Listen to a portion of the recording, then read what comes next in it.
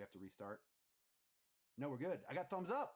You guys ever wonder what it's all about, like life and stuff? Yes, I've also seen Bo Burnham. I think it's. Oh gosh, no. Wait, are we live or not? I don't even think know we're anymore. live. Can you guys hear us?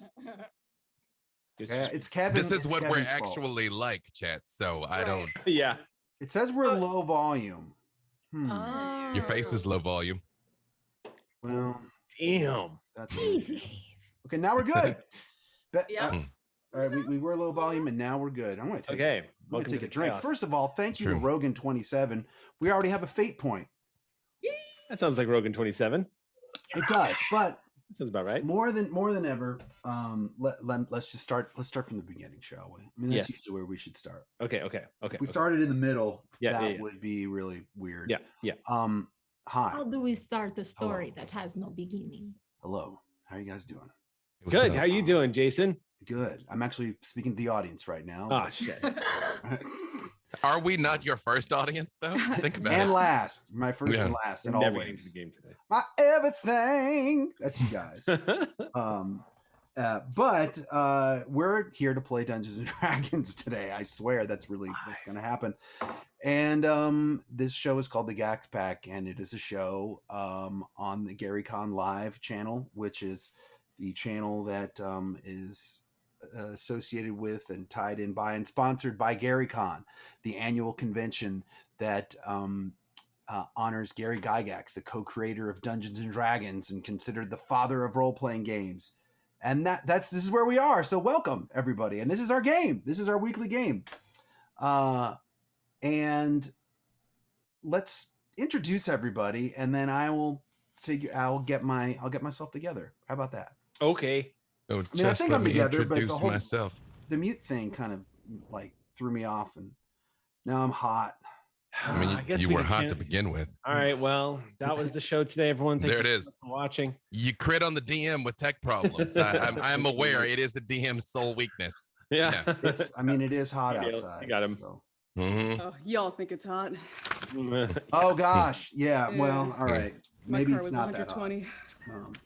Tell me what's going on, people. Speaking of, we got a hype train going. It's nuts. Let's introduce everybody. Let's start with Eliza Pearl. Hi, I'm Eliza Pearl. What else should I say? Tell me about your character. What level is your character? What class? What skills? Things like that. Okay, I am playing Javi, which is short for Havaluft. That's her full name. And she is an Air Genasi celestial warlock. And she is very smart, book smart, mostly. And she has a flair for the dramatic sometimes. And she's a fun little gal. And she's the newest member of the pack.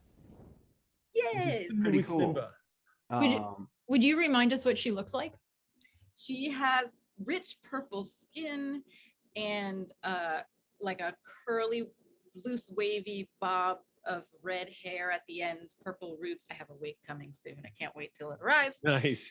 And she wears a hooded cloak that is like dark navy, but has the tinkles of stars almost in it. So it looks like the night sky. Oh yeah, and you're also the librarian. Yes, I'm the librarian on the ship, but I have now joined you for this mission. Right, so no more librarian for now. It's Librarian Unleashed. That's going to be the name of your origin story. Oh, your origin story movie. I do still carry a book. You will have noticed I still carry a quite thick book with me wherever I go. Nice. Dang, that book is thick. I was waiting for it. Thick with two C's. I couldn't not. Adriana Cazador, hi. Hey, what's up? Hi, my name is Adriana Cazador. I am playing Grath, the Tiefling Ranger, Horizon Walker Ranger. And she's a little nervous to be the not self-appointed leader of the group, but she is doing her dang best. So, yeah. Awesome. A little about my character. And everybody's level 8 now. Oh, yeah. As we go. And what's crazy is we just got raided by Librarian Liz. I was wondering. Into the clan. Thanks, if you librarian drop that your character is a librarian, you will in fact Ah! summon Get rated by Look at librarians. that. You like summon her. Mhm. Hi, Yeah, we speak did. her We just name and talked about she will appear. librarians. And there you are. It's literally the only summon cantrip in D&D. That's it. It's the only summoning cantrip in D&D. We don't make the rules. Yep. B. Dave Walters. Hi. It is I. Just let me introduce myself. My name is the Nato. No. Yeah. I'm playing the Nato. A level 2 divination wizard, at level 6 grave cleric, reborn, formerly drow. You know, the sweetest of boys, just out to have a good time with his very best friends. It's fine. He is exactly what he appears to be. Mm-hmm. Although my camera may be crooked, so don't mind me.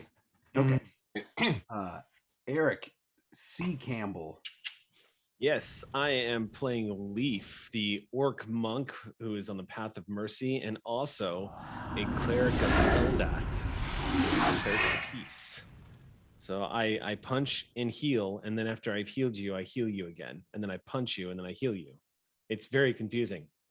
I walk a fine line. You keep giving them chances to repent, though. It's fine. Right. I do. Yeah, it's balance. It's all about balance. I do. being a monk. Yeah. So, Totally. Yep. Neutrality. We're already up to 3 fate points, and I haven't even explained Hey. what they are yet. This is super Hey. exciting. Hi, Vivka. Hey, Tell us about snacks. okay. Hi everyone. I am Vivid Vivka. I play a 2.5 foot tall, 30-pound kobold barbarian. I am essentially a rabid lizard dog, and that is my real dog. So she's going to be walking around. I would just like to thank everyone for like the outpour of support and kind words that I've been getting for my debut on the Loki show as Alligator Loki. It was an amazing thing. I actually did my own makeup. They fixed it a little bit in post, but you know, I really think that this is going to go somewhere for me. This is going to be the start of a whole new chapter in your life, and we are just all your audience at this point. Just remember who loved you while you were still underground. Right. Don't you Yeah. forget us. Mhm. Oh, I won't. I mean, I actually am very proud of how many of those lines I ad-libbed myself. Yeah. Yeah. Yeah, All yeah. me. Yeah, it's crazy that they just let you ad lib, considering all the Well, they CG. they saw that I was a They big knew. alligator method actor, but Mhm. but yeah, I'm also only wearing one tooth because they're big and I talk on that side and it pulls the other tooth out. That's a snacks alternative facts. I don't know. Awesome. Well, so now let's talk a little bit about fate points and the game. So we're going to play Dungeons and Dragons today, but you as the audience have a chance to participate. For every 3,000 bits that are donated, the party gets 1 fate point. It goes into the fate point pool. And what that will do is that will enable them to re-roll something. If it's a combat roll or a check, like let's say they're trying to jump over a cliff and they don't make it, they could re-roll it. So the more you help, the better chance they have. And also, like, the bigger challenges I'll give to them. I'll try to keep it as balanced as I can. But, you know, sometimes just the way of the dice need a little extra push. Oomph. Yeah. I want to talk about our sponsors. We actually have a new sponsor today. What? Warrior. Hold on, let me give it like a proper. Yeah. Warriors of Waterdeep. Damn. Warriors of Waterdeep is a new sponsor of the show today. Woo! Listen really quick. They're saying that you're kind of quiet. Oh, okay. I can turn myself up a bit. I want them to make sure to hear that reverb. There you go. Or I don't know, maybe he was just like telling me to say it louder, or can. Okay, yeah. Oh, I need to turn myself up. Turn it up. Turn it what? up. But for what? I got a new interface, so I'm just Ooh. getting that thing just right. But anyway, Warriors of Waterdeep is our new sponsor, along with, of course, Idle Champions of the Forgotten Realms, and of course, Gary Con, the convention. So yeah, thank you, Warriors of Waterdeep, for coming on and check out. I think we've got some some players coming in, and also we'll talk more about the sponsors over on during the break. All right. Can everyone hear me now? Am I sounding loud enough? I turned myself up. I can turn myself up more. Sounds good to me. Okay. Yeah, you sound fine. Okay, great. Because don't forget when I sing. I mean, I don't know if that's going to happen today. I was going to say, what is if that? I Is that a do, spoiler? I'm even louder. Just the singing means roll initiative. I just want you to know that. Just the green flame is coming to life whenever. Not and yeah, always. that's Not it. always. Yeah, right. We'll see. Not always, Okay. just 9 times out of 10. Mhm. All right, good. Well, here we go. So the last time we Previously. Pre- on Gaxx Pack previously, Collection. no. Previously. Gaxx back. At the moment, you guys are on a quest for Dowd's Wondrous Lanthorn for your boss, Ganzer Gaxx. You're currently in the Yatil Mountains. You have befriended gnomes. You have befriended elves. You have destroyed hobgoblin armies. You have rescued hippogriff eggs. You have befriended a young blue dragon. You have I would just like to say, saying we befriended the gnomes is a bit strong. That's a bit strong. Mentally enslaved a blue dragon. yeah, you actually you actually charmed a young blue dragon because its resistances were low, being so young, but not too young. He was 19. Not too young. Yeah. He was a legal blue dragon. Oh, Yeah. God. Not only legally distinct, just legal. Just legal. Just A legal. Just- So complicated. Why you got to go make things so complicated? That's true. It was a skater dragon. I said, "See you later, dragon." I don't. We're just gonna keep going. Yeah. Jason, do something. All right. So if you recall, the last thing that happened was you battled some trolls. You battled 2 trolls, and you learned the hard way that you need to put fire on them right away because Snacks took a bite out of the second troll, and because it was the troll's turn in initiative, boom, the leg of the troll that she was chomping on turned into a whole new troll, and you had to kill that troll. Luckily, it was kind of a weak troll. Good That times. actually happened during the night, so you have rested. It is now the next day. You can mark down a long rest.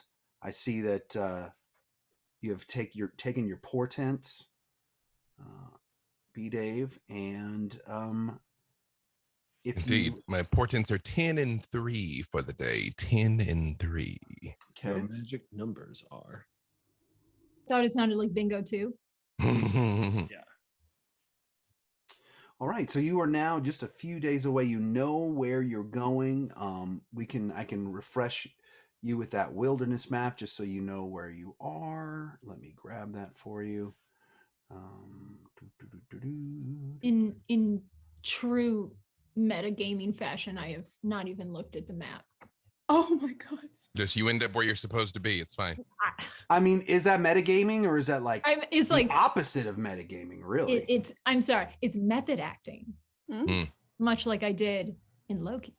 Or method snackting?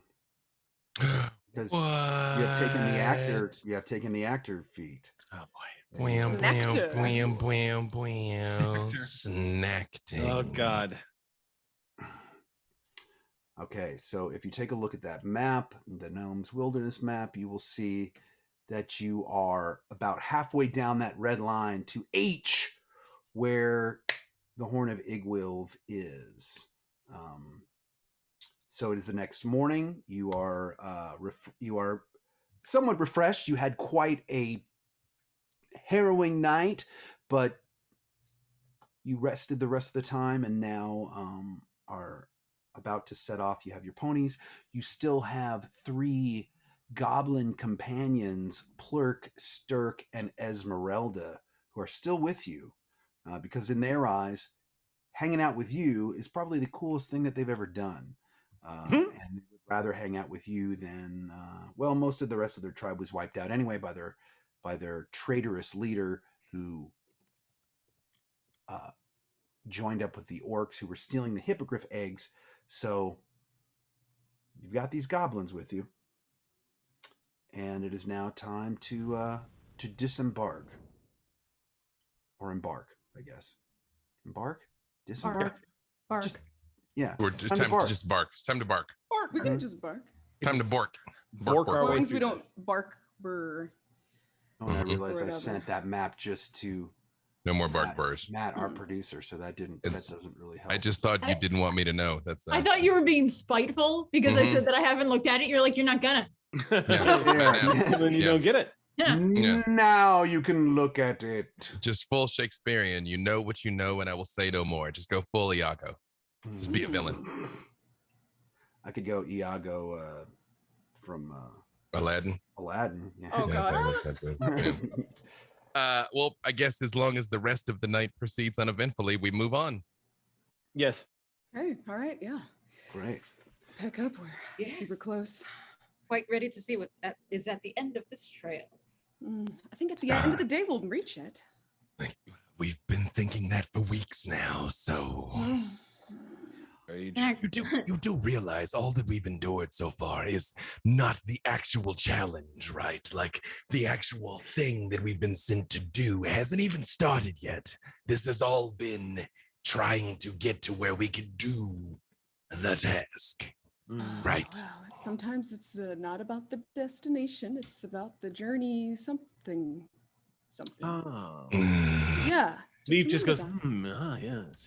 Yes. Not when we're Unlike- being paid. Oh, yeah. Like on the pony, Snacks is like laying on it on her back with her little limbs just like falling over to the side, staring up at the ceiling. And she's just like, I basically live here now. That looks quite comfortable. Nice It- place to live. It's not. Oh, make a nest next time. I don't know when we camp. Get a little more comfy. As you are on your way, could you all make perception checks for me, Oh. please? Of course. Of course. That's not bad. That is going to be 24. 19. For Leaf, that is going to be a 24 because I like to take up to Thanato. I got an 18. I am looking up at the sky, so I got a 6. Okay. Well, everyone but Snacks There. thinks that they hear music coming off to the right, off of the path. The path is now it's becoming more overgrown the more south you go, but and it's looking less and less used. But it also looks there are points in the path where you know that it was well used and well worn many years ago. So there are pieces of it that will never go away, but the overgrowth is becoming thicker as you go. But you definitely feel like you hear music off to the right or off to the west of the path. Music? Music. You think you hear a single instrument and maybe someone singing. Is it a song we've heard before? Yeah, is it the music of the night? You have not heard Yeah. it before. Okay. I do look at Javi and I say, these people do tend to express themselves musically quite a bit, but there is an individual, a bard, whose name I shan't speak lest I summon him, who has been a particular thorn in our side. So if you notice, we seem agitated at times when we hear singing and music. That's why. Oh dear. I'm going to become a cleric of Rankin and Bass. It's going to be my church. You cross over into bard. You know, I find the music rather pleasant sometimes. It's definitely helpful when everyone we've come across has announced not only who they are, what their intentions are, where they live, and what they plan on doing. There is a significant amount of exposition in their music. That is true. Helpful. Maybe Yes. that's a cultural marker of this region. Possible. Yes. Greyhawk Yes. is it's different. Very different. Different, very different. People are very literal around here, I guess. Yeah. And very literal. literal and very wealthy, but let's get on with it, I suppose. And I do as quietly as I can in my clanking heavy plate, try and ease up in the direction of the singing. Could you make me some stealth checks, everybody? I don't at all because I have disadvantage and that's a 1. So I'm very much we like have a fate point. You got We have 3 fate points. no, It's no, no, early. no. Oh no, no, no, no. It's far too early in the day for this. I'm very much let us be quiet. Donato's like, let's be quiet. Then he just pulls out 2 bells and starts smashing them together. Just this song needs some cowbell. Yeah. Donato actually was incredibly sneaky, but unfortunately, he also was going sneak, sneak, sneak. He's got a fever, and the only prescription is more cowbell. Yeah. That's it's a total of 3. It's a total of 3. But I have a total of 6. Yeah, I rolled like I get a Basuda 22. as well. I got 11. I got a 20. Not that it matters. Leaf takes one incredibly expert quiet step and is immediately ruined by Thanato, who pulls out a xylophone and just Yeah, I got a Wrath is just seeing 17 everyone else total. fail and just gives up. no, I sling a mean drow banjo. Yeah. The music stops. Once you getting used to your new plate, you clang one of the you clang a glove together against your knee, and it clangs out, and now the music stopped. You haven't really gone very far yet, so if you stop now, you could wait to see what might happen. I'm pretty sure they've heard us, and would it be wise to continue? So Snacks actually didn't hear the music to start with, so she just turns around. She was still laying on the pony. She turns around on the pony and looks at all of you suddenly, sneaking and stopping, and she's like, "Hey, what are you doing? Why are you acting so weird?" You know what? New plan. Thaumaturgy, loud voice. All right, we've heard you and you've heard us, so let's be about it. We mean you no harm. Well, don't promise that. Not yet, at least. Do you think Don't it's hear that anything. same bard or a different person? I certainly hope so. I vowed to take his head. Let's just see who it is first. We mean you no harm. Please. Hello? Are you there? Hello? Did all of you guys hear something, or you're acting really weird? Oh, yes, we heard some music off the path. Music. Mhm. Did you not hear the music, Snacks?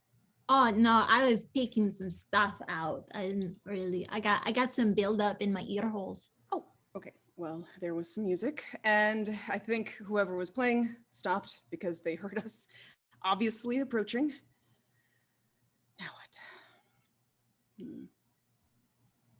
You don't hear any movement or anything yet. Snacks is starting In to think that fact, you're pranking her. Whoever got the highest perception, I think Thanato, you got 24, right? I believe that was it. You didn't feel like the music was coming towards you. You felt like it was in a fixed spot that you were approaching.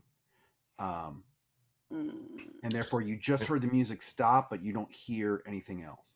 I just look at Leaf and I'm like, maybe you could forge ahead a little, see what's up there.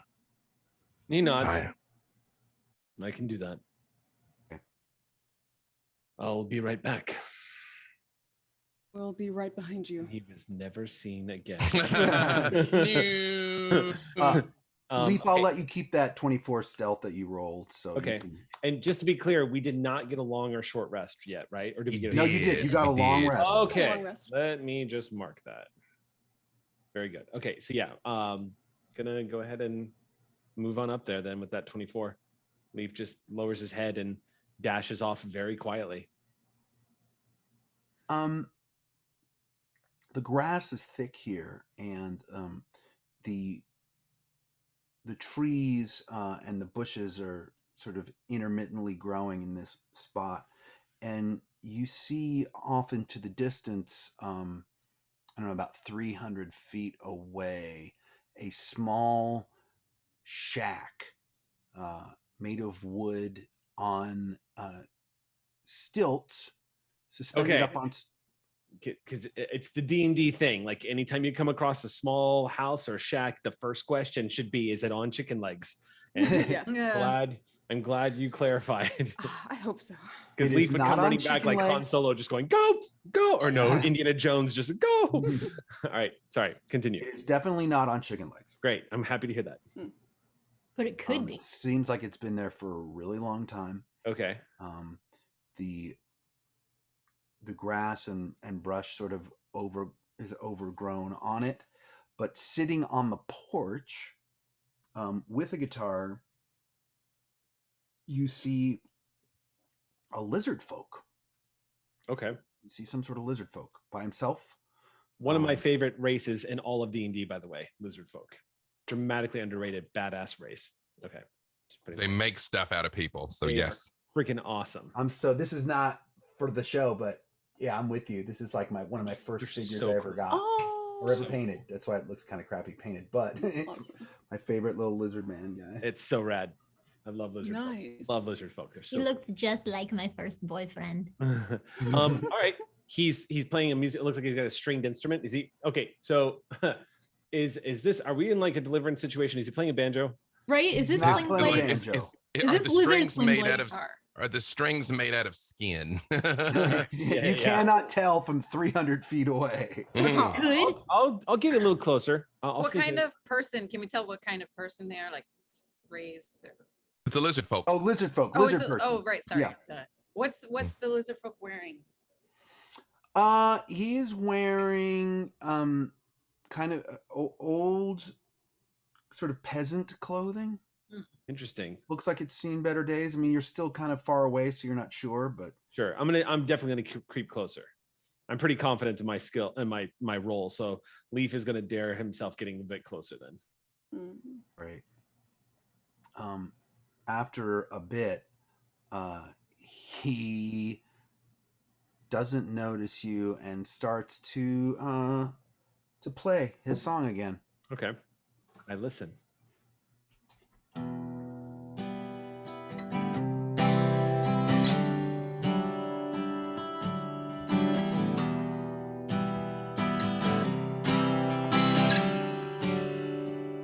Living alone is the hardest thing I've ever done.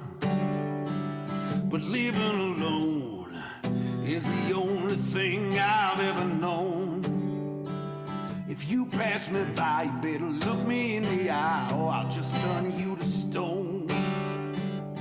Living alone.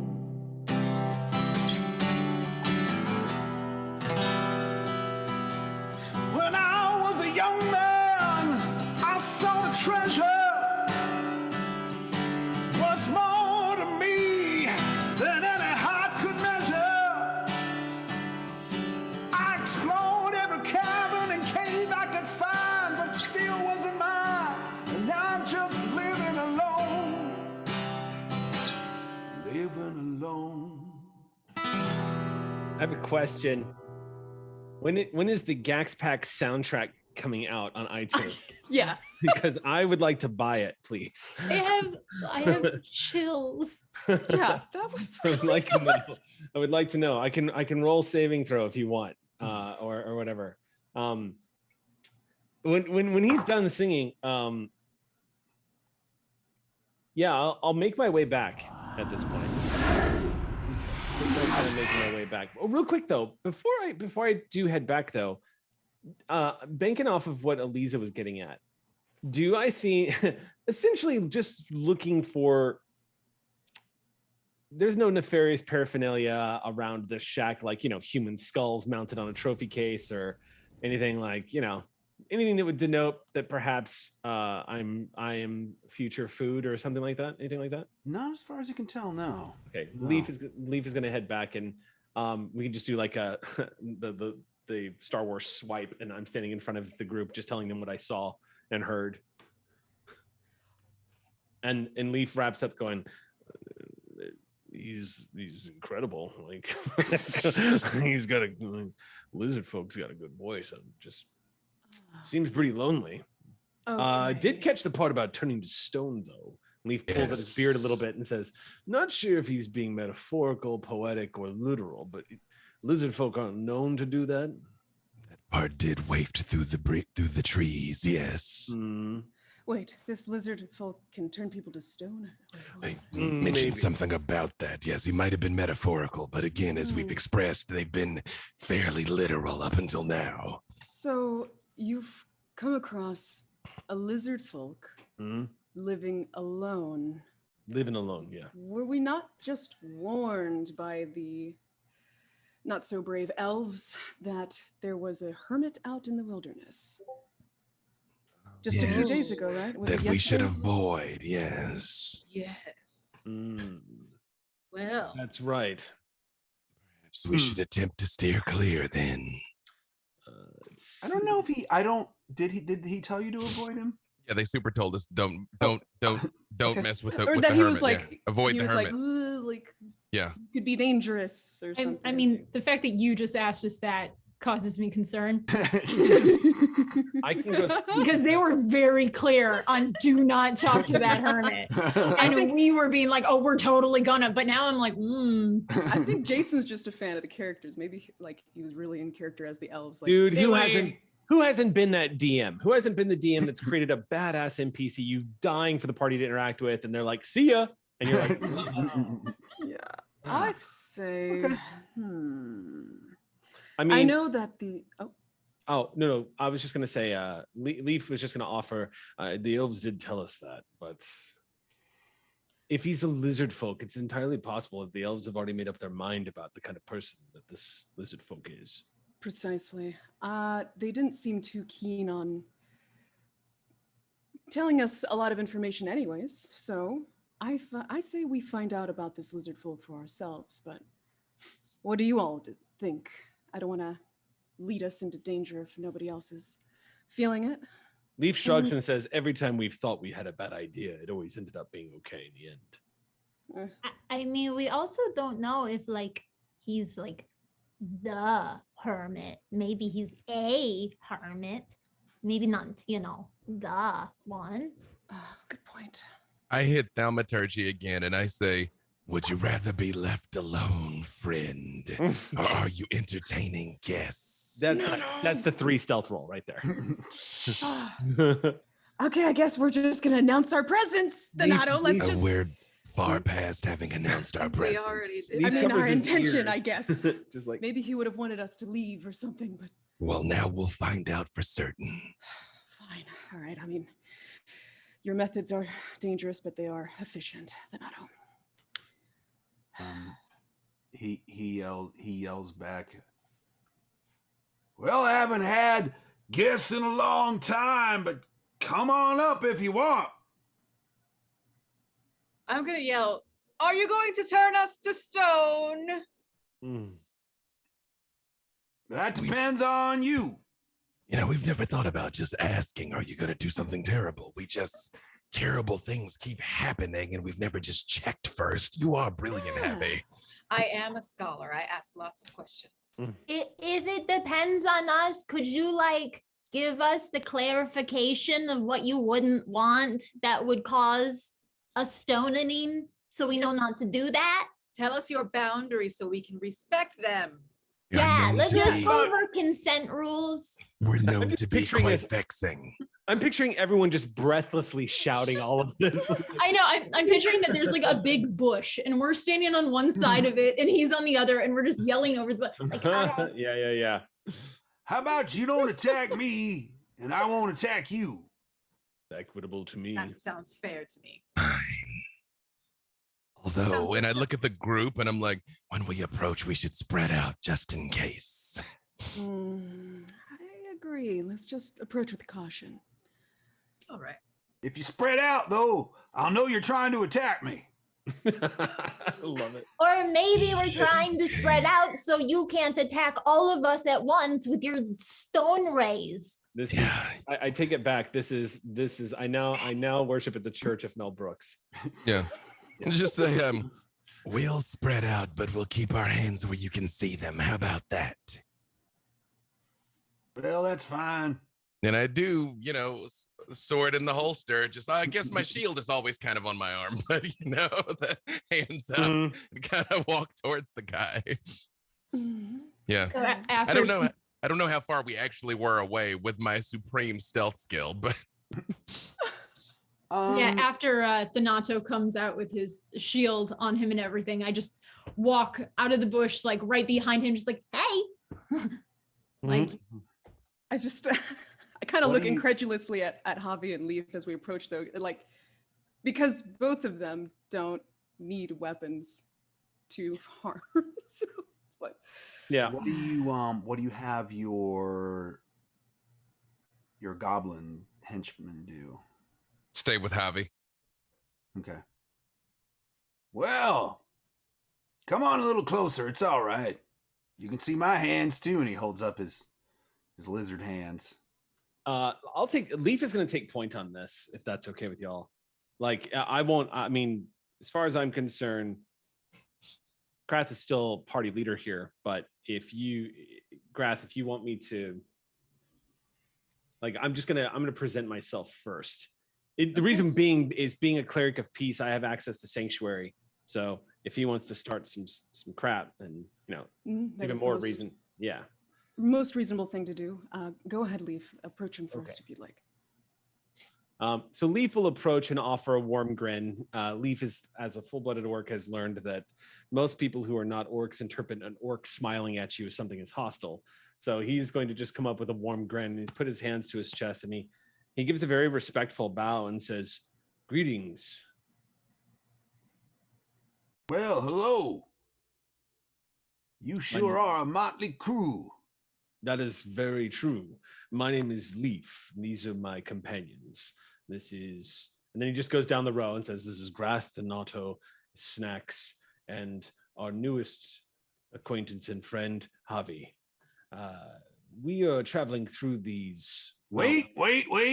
You got 3 more there you didn't introduce me to. Oh, yes. And I look over at Thanato, kind of like, would you care to do the honor? Lurk, Stirk, Esmeralda. They're under our protection. Well, Also, as long as we're just getting everything out in the open, this is Hacker. Say hi. you hear in your head, no, I don't wanna. Oh my god, you are so rude. I cannot even believe you're embarrassing me in front of new company like this. I'm sorry. I'm sorry. He's weird in front of new people. All right. He's weird in front of normal people. There's not much I'd say about your group that looks normal to me. Valid. It's relative, I suppose. You're not from around here, are you? I know that's cliche of me to say, but come on, you're not, are you? No. Obviously not. Far from. Except maybe those goblins are. Those goblins look like goblins. Maybe I've seen tribes here before that look like that, but the 5 of you, I've never seen quite your like before. You're an orc and you're a kobold, and I'm not sure the 3 of you really. Maybe you're some sort of demon creature. He's looking at Grath. I'm not sure what's happening here, but We you are seem friendly, travelers. so come on in and have some soup. Let's also be fair. We don't come across many lizard folk playing music on the front porch of their shack. Yeah, that's true. That's true. Soup, you Well- say? Leaf will immediately step forward and say, "Yes, I think I would love some soup." It's very Good. kind Well, of you. by the way, my name's Shirk McBlacktooth. Are you related to Plurk, Stirk, the clan here? Nope. I got a brother named Skeeter, but that's it. How do you Just me spell and your Skeeter. How do you spell your name again, just so I can get it right? SHURK. Shirk. Sure. And I look at Heavy and I'm like, must be regional. Yes, the McBlacktooth. Maybe like it's a clan name, like Scottish. So, Shirk, I noticed since we're putting our hands up and everything, No ring. So what's your rising sign? Oh, I'm not sure what you're talking about there, lady. Oh, like if we had the Star Lady, she could explain. All right, never mind. Look, we're travelers, and we were warned about a hermit in the wilderness. You were warned. I don't know Who why. warned you? Those elves? They're afraid of everything. I know. That Yes, checks it out. was them. Yeah, it was them. In fact, what are your dealings with them? Can you tell us- Well, they're all holier than thou, going around the regions just saying they're protecting everything and trying to stop this or that. I don't know. They've got a new motive every 10 years or so. Mm. There's always some danger to the region or something that they're trying to clean up. I just sit here and just contemplate life and work on my magics. Sure. Oh, what kind of magic are you working on? Well, I'm a wizard, if you must know. I must. I'm Wizard with a wizard. voice like that, huh? Interesting. Oh. Well, I could have gone to the big city and maybe been a performer, but they don't take too kindly to lizard folk in the cities. So I just sing my music for me. That's admirable. You're very talented. Well, thank you. If you're a wizard, then it might be worth asking you about something we've been sitting here to find. Mm-hmm. All right. And Leaf, without saying another word, quirks an eyebrow and looks back at everyone like he's not going to finish that unless everyone's cool with this coming. Like if somebody wants to finish it for him, sort of like to make sure that we're all on the same page here. So I'm not speaking out of turn for the group. The Nato very, very slowly gives you the no, but doesn't pounce to stop anybody. He's just like, I approach Leaf and just whisper in his ear. Let's talk about. We're trying to find a magical item, but let's not say which one. Leaf will nod and say, "We're looking for a magical item while we're up here." Something. Oh, really? Huh. Yes. Nods. Perhaps many have tried to seek it, and perhaps they have come down this path, this way to find it. Would you have maybe seen people? I have. I don't really see too many people anymore, and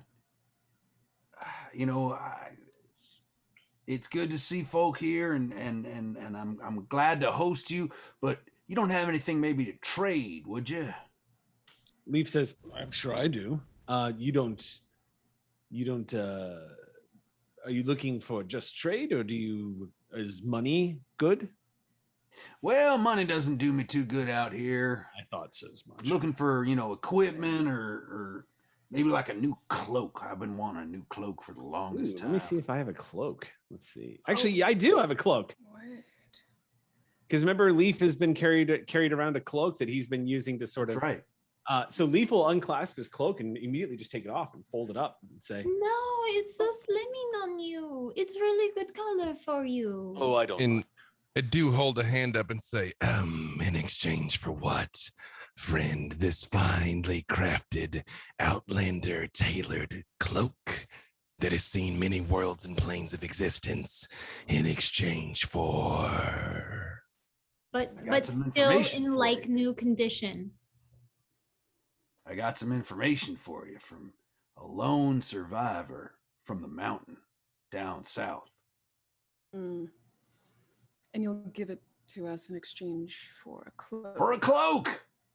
Okay. I mean, come on, that's cheap. I'm You more all than can buy another. You all can buy yourselves another cloak anywhere. Yeah, that's true. Leaf, I'll buy you a new one after all Leaf- this is said and done.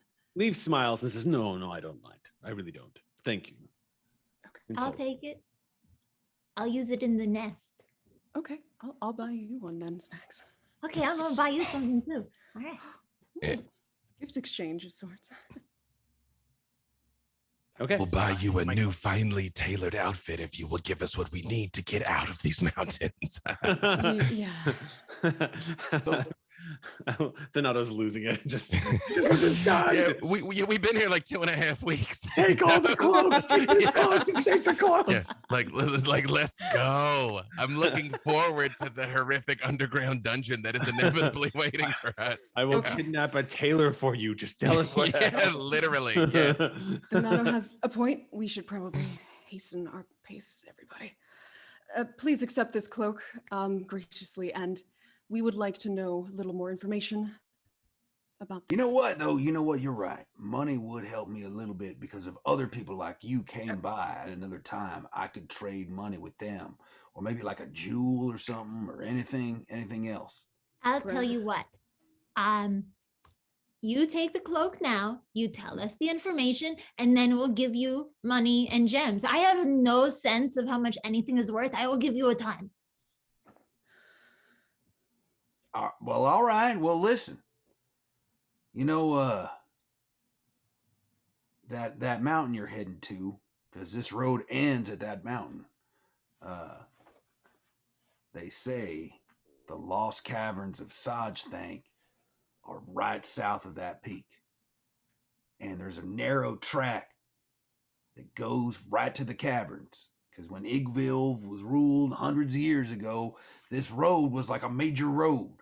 And there was a lot of comings and goings to and from those caverns. And but there's a lot of monsters that live in there. You're not the first group to try to go in there. There was a group that came out of there, and there was a sole survivor. I helped him on his way back, but he did leave a piece of a journal. And, Really? That's right. I'll give you that piece of a journal. You know, for maybe one of them there coins or gems. Okay. Grath takes out the bag of holding. Do you just want it now? I mean, While she's fishing around, how long ago was this survivor?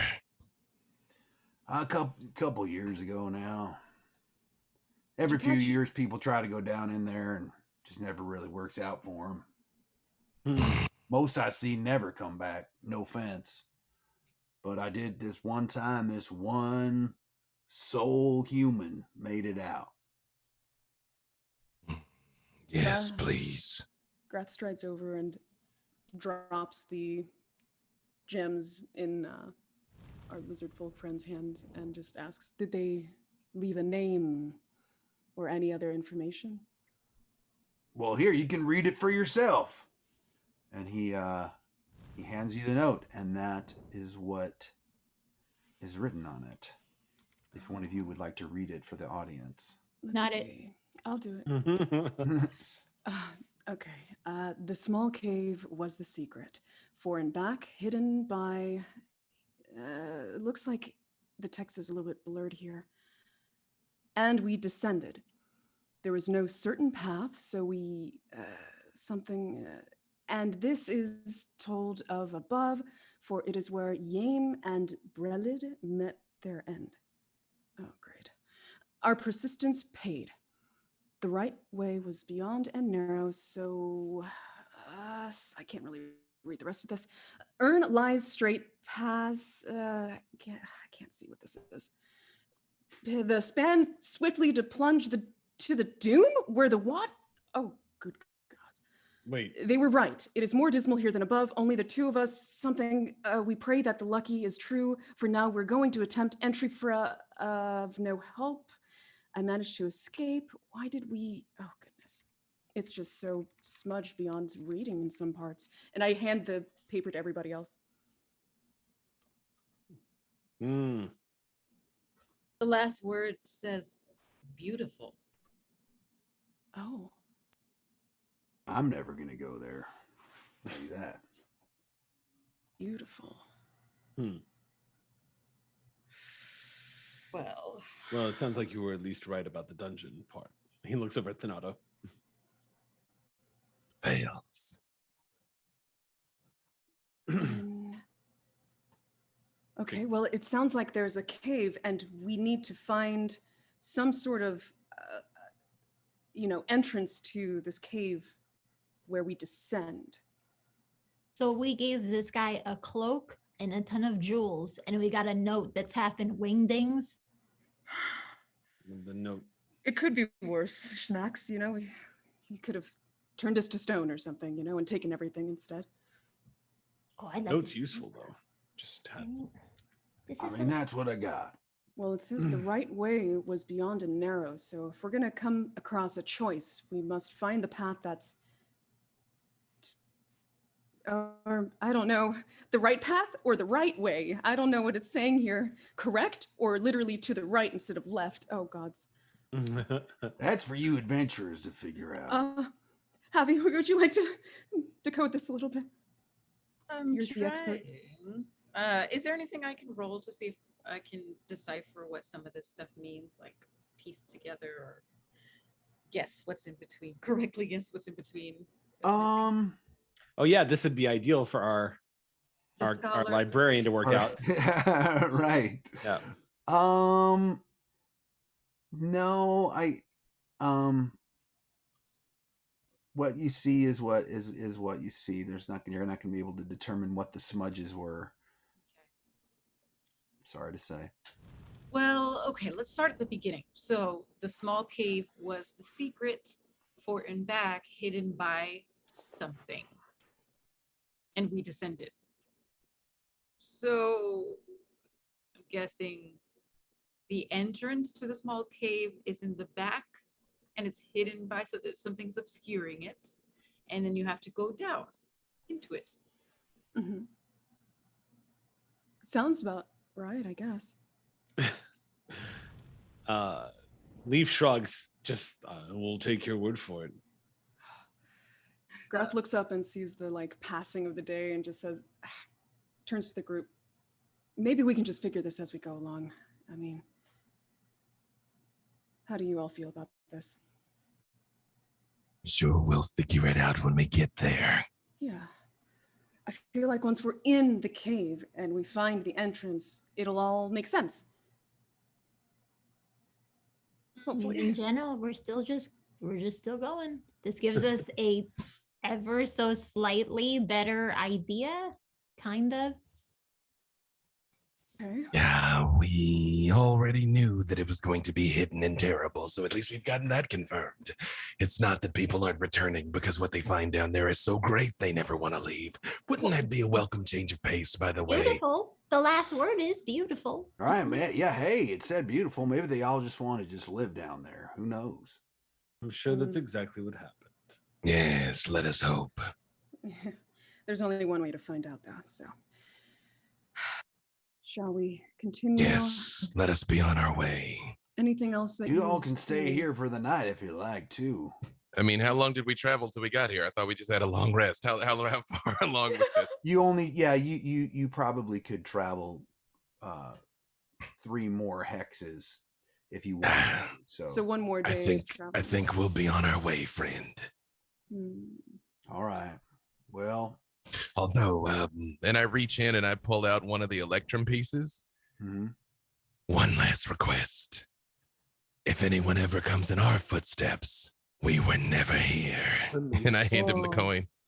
Oh, I love keeping secrets. No problem there. Hey, listen, though, I need to tell you something. Is it a secret? No, well, I mean, sure. Eyes narrow. Not really a secret. That was a trick. When I was out hunting earlier, I did see 2 hill giants making their way towards the mountain, so just be on the lookout. We already passed by 2 a while back, but these might be different ones. Well, they're all, there's stone giants, there's hill giants. There's all sorts of creatures around here. I mean, there's lizard folk, right? Indeed.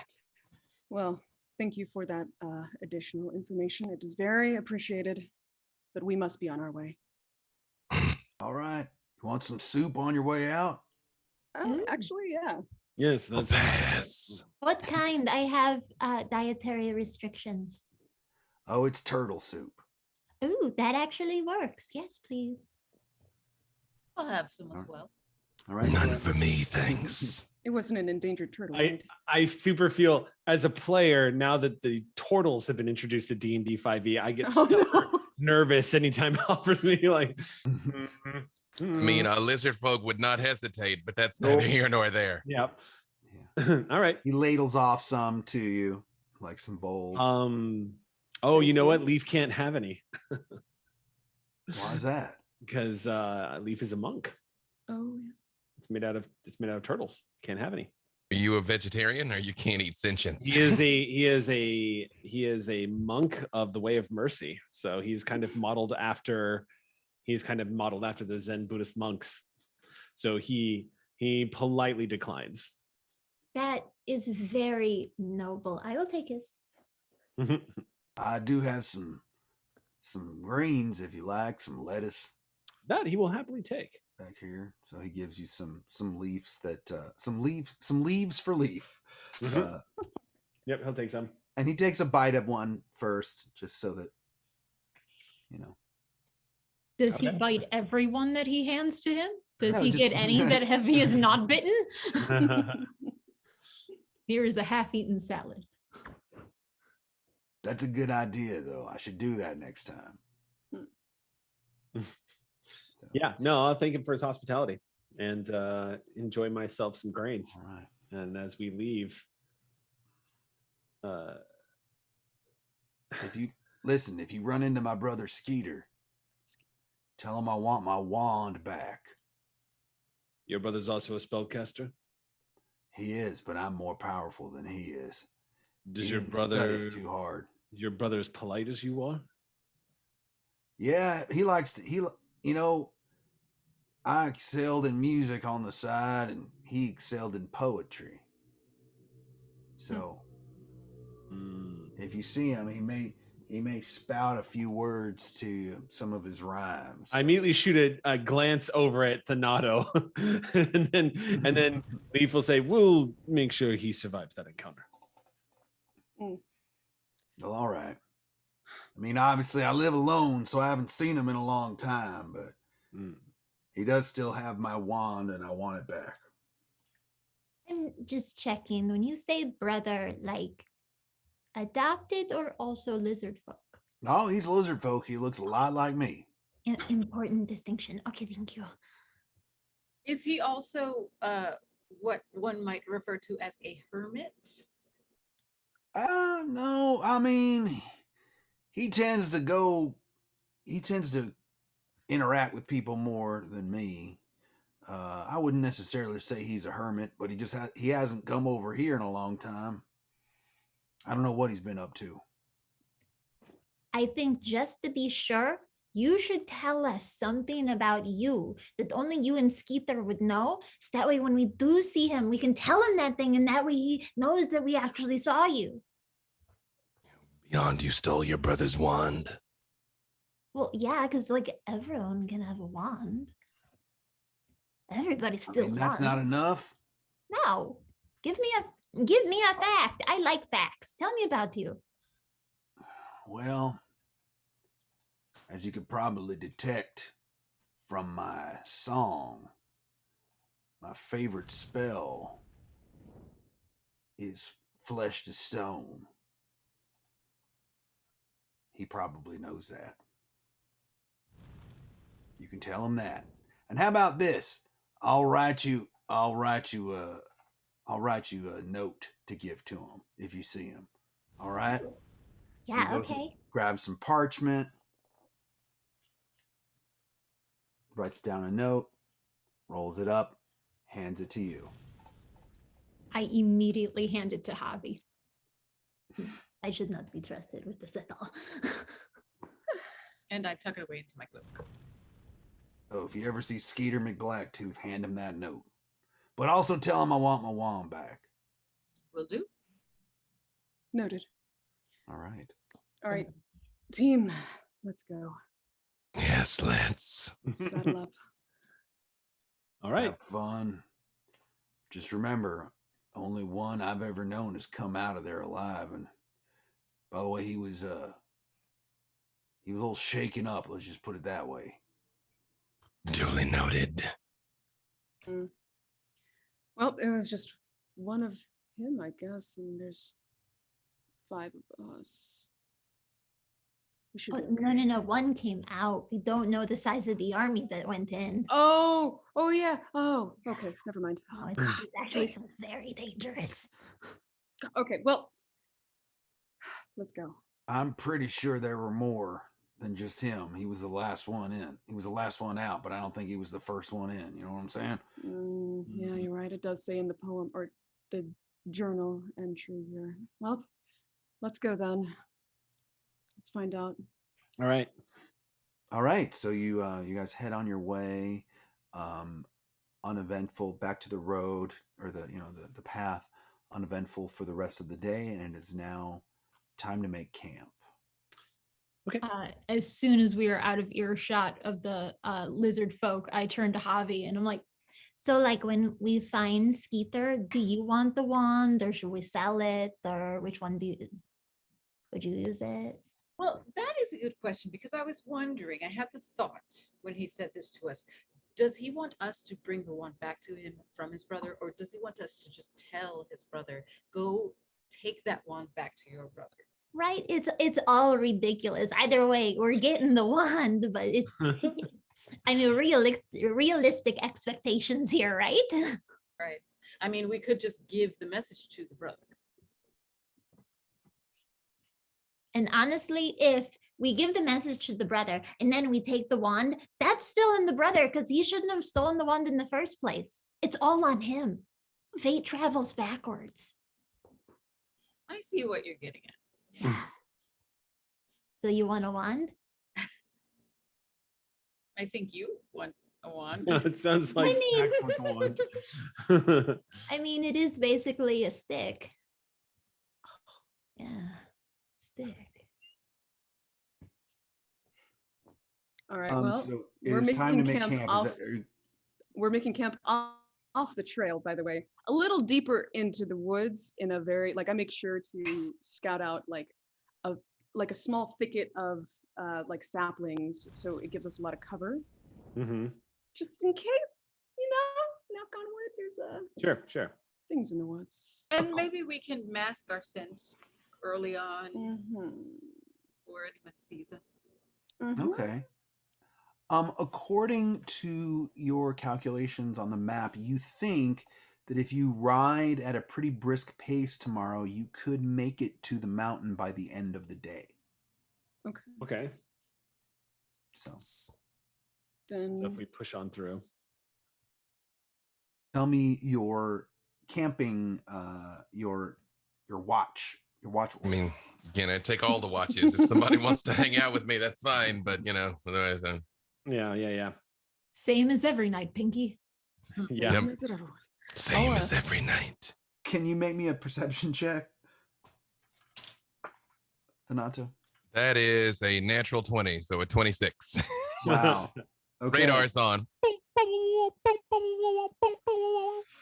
Second watch, second shift, even though you're taking all the shifts, but about 4 hours in, you distinctly hear the sound of very large wings, but really high above. But you hear it, and you hear a creature passing by. Oh boy. You don't Hey, think it's approaching, but you Don't just wake know the it. others yet, but I do sort of shake Leaf's boot and I say, Leaf, the dragon may be back. This is not a joke. Leaf's eyes just shoot open and he sits up like the Undertaker in the middle of the ring, just and he looks over at Thanato and immediately just has the "Are you effing kidding me?" look on his face. I point in the direction that I heard it. Okay, yeah. I immediately go into a crouching position and start keeping my eye on the sky. And I'm not going to rouse anybody just yet either. I want to keep everything calm so there's not a lot of movement on the ground. So I'm gonna sit here with Thanato and just listen. Yeah, I know the spellcasters need to recover their power, and Snacks is Snacks. So unless I think it's getting closer, it's just the two of us. Right. Yeah. No, it's it's not getting any closer. It sort of flew overhead. Maybe it didn't notice you, but it is now gone. We only heard it, right? Is there a place I can go to get some kind of vantage point so I could see what it was? By the time he wakes you up, you see with on a reflection of the moon, you definitely see some sort of winged lizard type creature. Not sure. You can't tell if it's a wyvern or a dragon. It's way too far away. Yeah, I know perspective in the sky is weird, but I mean, can we even, with my natural 20, can I even glean a color? You do see a blue reflection. Faint. I do just lean over to Leaf and I'm like, we can't tell Snacks, right? Mm-hmm. Mm-hmm. It was flying from the south to the north. From the south to the north, are we heading north or south? You're heading south. It's heading the direction we're heading. No, it was heading the opposite direction. Okay. Well, that's good. It was originally in the direction of where you possibly are going, and it's now going away. Okay. All right. Didn't know. Yeah. Well, I guess it didn't notice us, so. Super don't tell her. The rest of the night passes without incident and is now morning. Yep. Leaf is going to, when he gets back in to his bedroll, he's going to pull out a smartphone and Google foreshadowing. He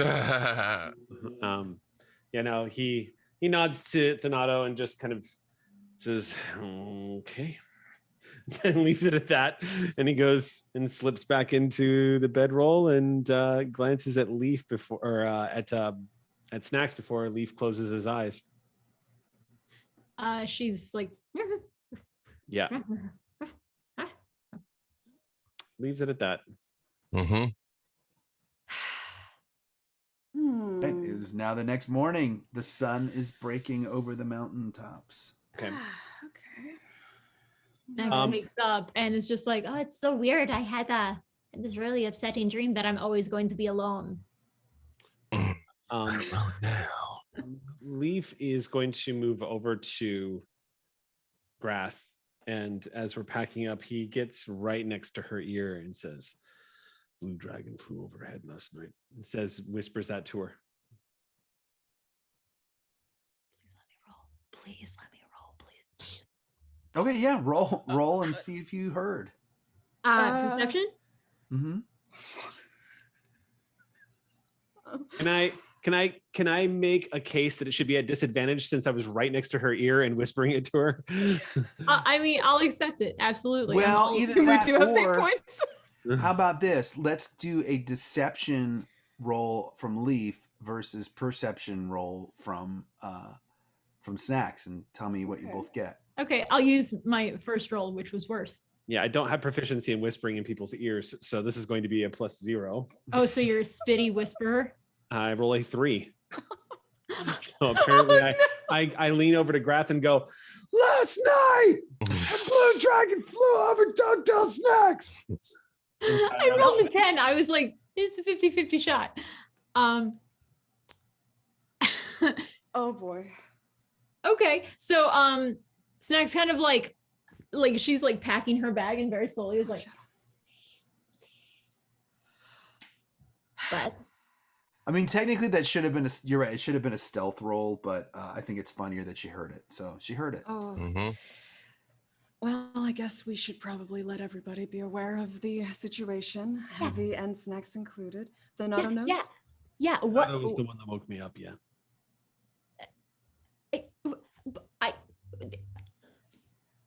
Okay. Are you sure?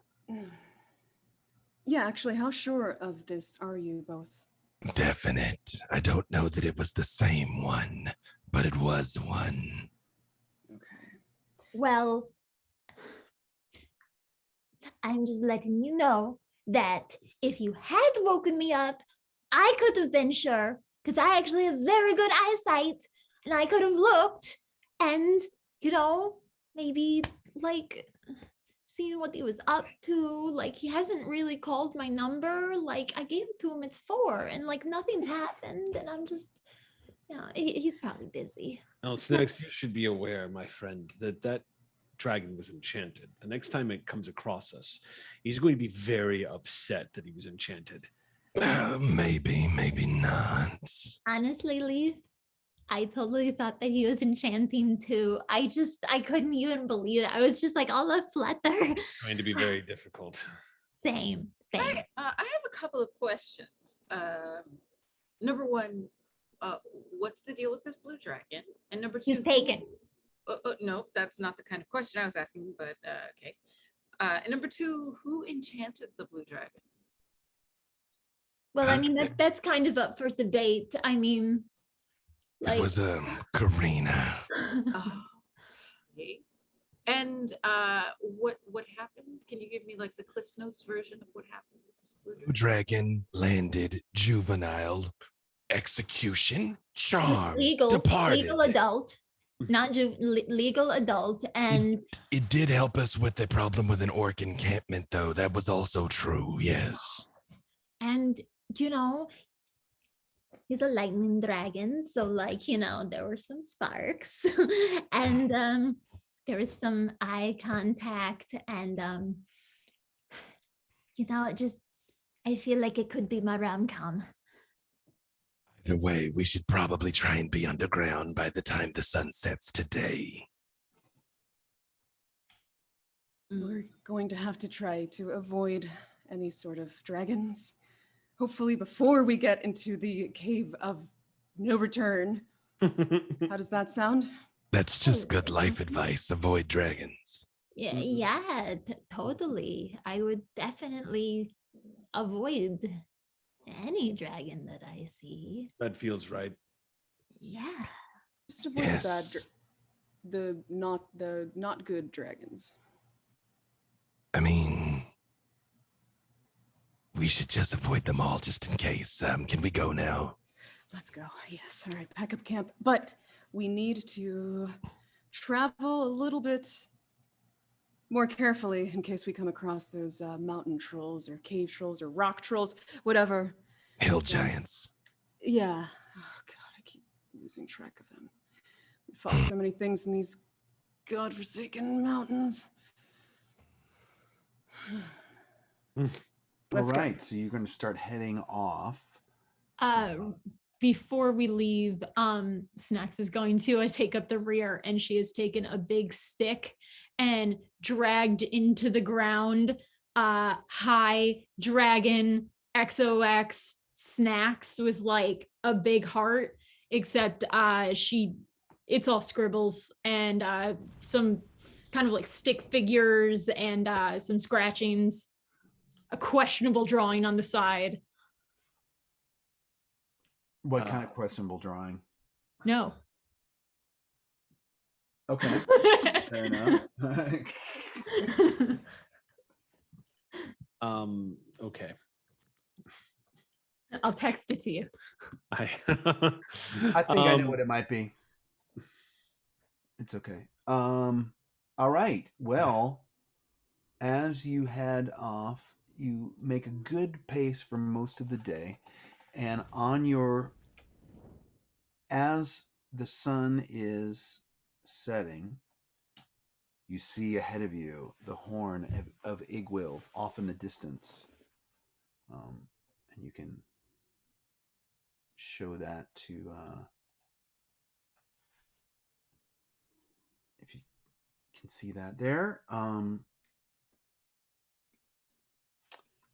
You're now approaching it. The sun is setting behind it, and big rock. Yeah, big old rock. Just as you're approaching it, you with your passive perception, you are pretty sure that you hear some sort of commotion up ahead. Okay. Oh, all right. What kind of commotion? Yeah. Friendly commotion? A Murder locomotion? commotion? Nobody's doing the locomotion. They are doing the electric slide. No, you. I mean, surely not everyone is kung fu fighting. Yeah, I mean everyone is. They're down to Wing Chun tonight. Mhm. They're definitely having fun. No, you hear you hear what sounds like crashing and through trees. You hear things being thrown. It's like obvious. In fact, when you look up, who's first on the horses. I'll be at the vanguard, I guess. Yeah, when you look up, Grath, you see like the path is pretty overgrown, but the brush and the trees to the right and the left, as you're approaching the mountain, are even more overgrown. And to your wonderment, you see an entire tree that seems to be rooted, taken out by the root, roots and all, go flying across the path to the other side of the path. Okay. Okay. About 200 feet in front of you. Danger ahead. Druid? Hill giants? Exactly. Okay. A hill giant that's a druid? Maybe. I think they just have the tree with just brute strength. Snacks. Pavi, do you speak giant? Because I know no one else in the party. Yeah, I don't. I speak I Orcish. don't think Karina did. Yep. Oh, I think you're right. I think it was. Oh, but I have a languages spell. Comprehend languages. You hear at least two creatures like yelling and screaming at each other, and while you see after you see the tree, you then see a boulder go the same path, the opposite way, the other way across the tree, the path. I am casting comprehend languages. Okay, great. So you hear, and will comprehend languages tell you what language you're hearing as well? I understand the literal meaning of any spoken language or written language, but I must be touching the surface. Such a good spell. Doesn't say. Doesn't decode secret messages or doesn't say. I don't think just so. Yeah, I think you understand just it, yeah. you just know. So here's what you hear. You hear from the right side of the path, you hear, I wanted those bear skins. They're not yours. They're my bear skins. Hands down, my favorite NPC yet. It seems like someone's fighting over bear skins. Yes, we circumvented some hill giants previously and then redirected some bears in their direction that apparently went poorly. Oh yeah, For the we sent bears. those bears to their death. I heard that. No. Gloriously, gloriously. Oh, that was brilliant, but cruel. Let's just try to avoid these ones again. Can we try to go around them? Yeah. You hear from the other one, you're too stupid. You don't know what to do with these bear skins. They're mine. They seem pretty wrapped up in the bear skins. Maybe we can sneak past them. We got lucky once. Let's try again. Okay. Sure. I mean, we've snuck. Yeah, like you said, we've snuck around plenty of these guys. Let's. It's time. Okay. Yeah, you could tell me how you would get around them. So are they off the path? Where? Low and quiet. Are they in the middle? They're on either side of the path. They're Okay. basically throwing things back and right. forth at each other. One's on one side of the path, one's on the other side of the path. They haven't noticed you yet. But we can't see them. We See the trees like moving where they are, basically. Yeah, exactly. Okay. You see the trees moving, you kind of know where they are, but you don't see them and they can't see you as of yet. As far as you know. I guess we can circumnavigate the whole. I mean, can we? situation. Can we Is just the go is all the way path around? big enough to go all the way around? And you We're told going to me the forest. before. Well, no, I mean they're blocking the path. You would need to Right. take a side and go deeper into the forest and then go around. But is that an option? But there is an option theoretically that we could do that. Yes, you could theoretically try that. There's rocks and It's treacherous, right? yeah. I think try Let's go and into the forest. I say we go on they're my bearskin side because the other one's probably stronger and that's why they got the bearskins. So That is excellent deduction. Yeah. So the Yep. one that okay, gotcha. Yep. Yeah. So we're going around that one. Okay. That's the goal. You know, Mhm. leading. I guess we're on our horses Yep. slowly. Just Yeah. stop. So I'm gonna need some Gingerly. animal handling rolls, and I'm gonna need some stealth rolls. Oh dear. You know what? Maybe today is just the day these things are supposed to die. I know. It's so funny. We're like, you giants better hope to gods we make our stealth check. Yep. Because if we have to aggro you. This isn't terrible. This isn't terrible. Yeah. Oh, this is animal handling. Sorry, let me re-roll well, that. Animal, wait, I Animal just got the handling? roll. Animal handling, right? And stealth. Yeah. both animal No, handling no. and stealth through I very got- different reasons. I got 15s on both. I got Nice. 23 on both, so I don't know what's up with that, but yay. I got a 9 on animal handling and an 11 on stealth. Oh, cool. Okay. Guess all right. what, though? I've foreseen this moment. This hill giant gets a 3 on his perception check to spot us as we go by. Right. Yeah, Okay. I got I like got- a 24 stealth and I think like a 10 animal handling. So And I got There a you go. 16 on animal handling and a 7 on stealth. Well, guess what? The other hill giant. Now that you're sneaking around the weaker hill giant, the other hill giant rolled a natural 20 on his perception. So, even though the one you're trying to sneak around doesn't see you, right when you get to the moment to where the other giant could see you, Naturally. he spots you and he says to his buddy, "Hey, stupid, look down!" And then the hill giant looks right down at you, and let's roll for initiative, everybody. okay. You know, I wanted to kill them last time, so Now's your chance then. Oh, And you know what? Maybe because we're right at the break, let's make that a little cliffhanger, and we'll take a quick break, and we'll be back in 10 minutes, and we'll have this Hey. combat. I saw All that right. next, by the way. I saw Alright. that. Oh, I have advantage. Yep. Oh, good. Okay. It's still Right. terrible. Yeah, I saw We'll be your right back, picture. everybody. Be right Yeah. back. So if everybody can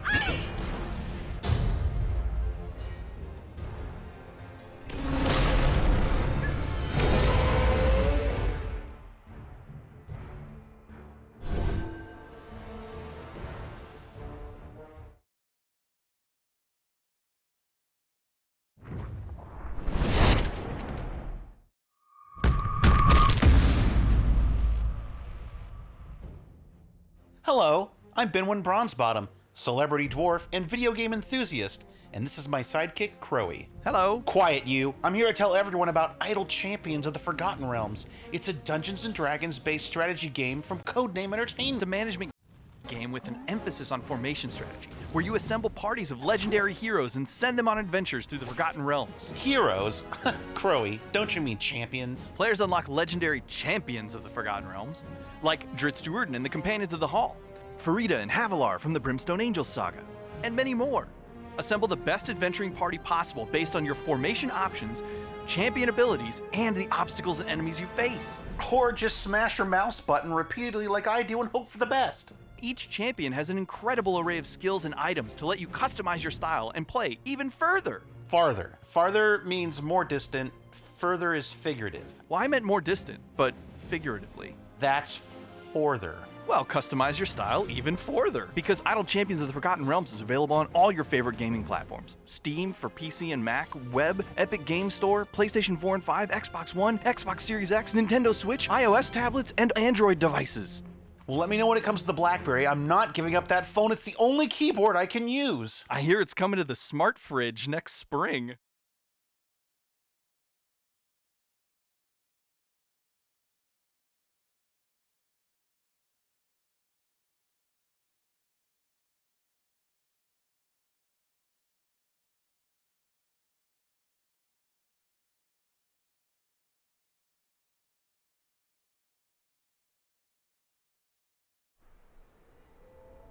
Waterdeep, the city of splendors, is peaceful at night. Old friends gather and share stories about the threats to our city. Threats that never sleep. Waterdeep needs warriors. My name is Laeral Silverhand. I've summoned the greatest heroes in Faerun, the Warriors of Waterdeep.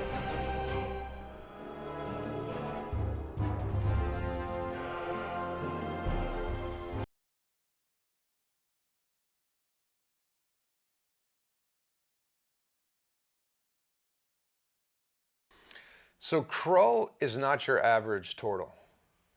Turtles are traditionally these dopey, monk-like, slow-moving characters, and Krull, I wanted Krull to resemble a snapping turtle, or snapping turtle.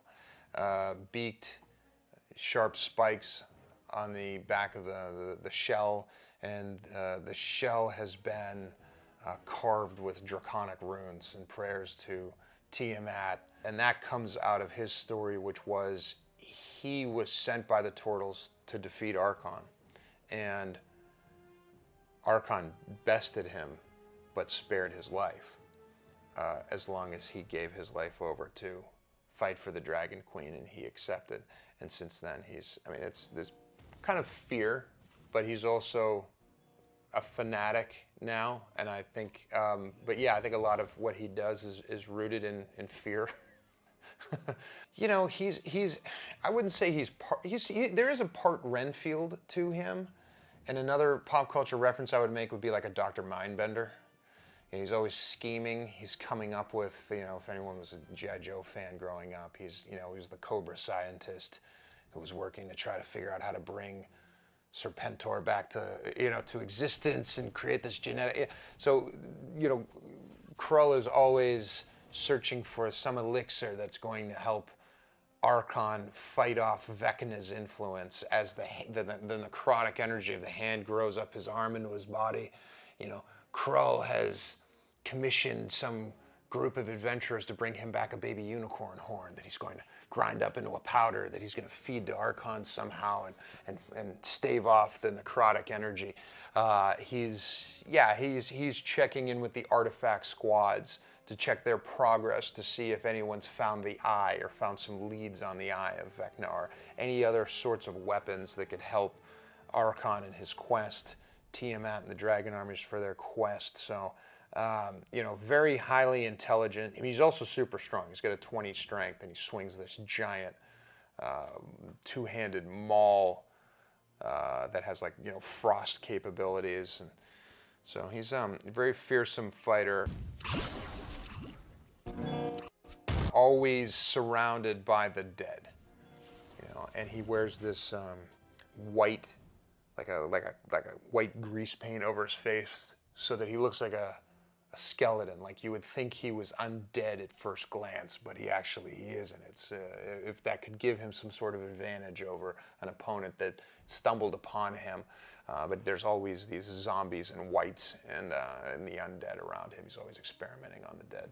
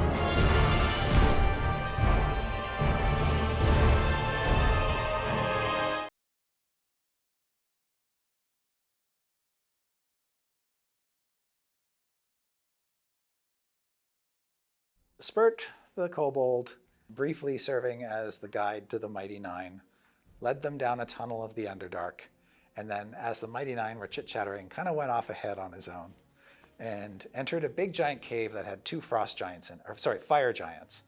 Now Spurt is a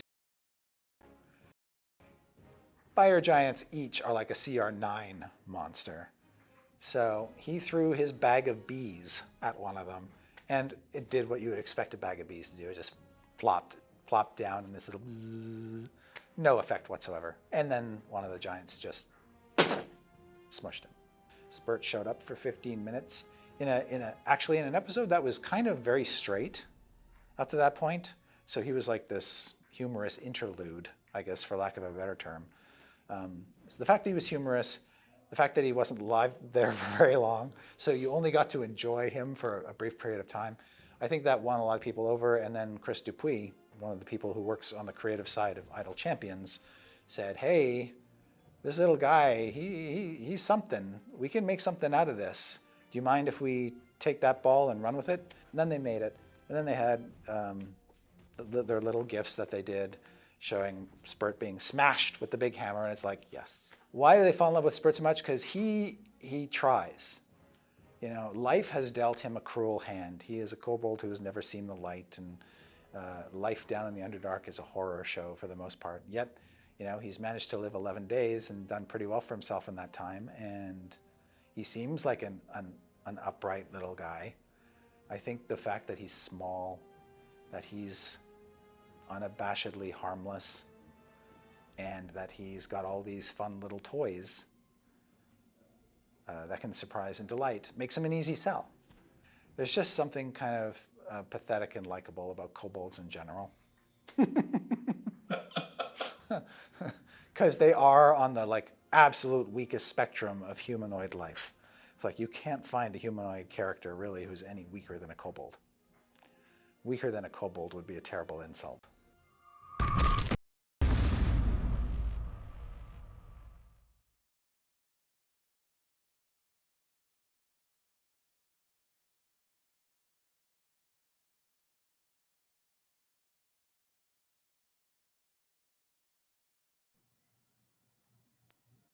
And we're back. Hey, stupid, look below you. And we have I love the official D&D art for Hill Giants. They're pretty much, how can you not make that voice when you see that picture? They look real dumb. It's yeah. So, Thanato, you got a 19. We're rolling for initiative right now, battling two of these big old dumb hill giants. What else did everyone get? I haven't rolled mine yet. Let me just pop it out there. I got 18. Snack's got a 5. Graf got an 8. So 15 for Leaf. Great. And I'm 11. I have advantage, and I still got a 5. Wow. Well, I got a 3 for your for the goblins, for your Goblin Companions. All right. Okay. Not the worst. Okay, so Thanato, you're by the weaker one, and about 30 feet away is the other one.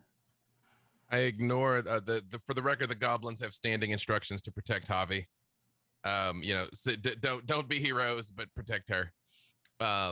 And I just say, I point at the other one, the stronger one, and I say, that one is mine. And I start moving towards that one, not far enough that I'll get an attack of opportunity from the dumb one. Okay. But move in the direction of the strong one.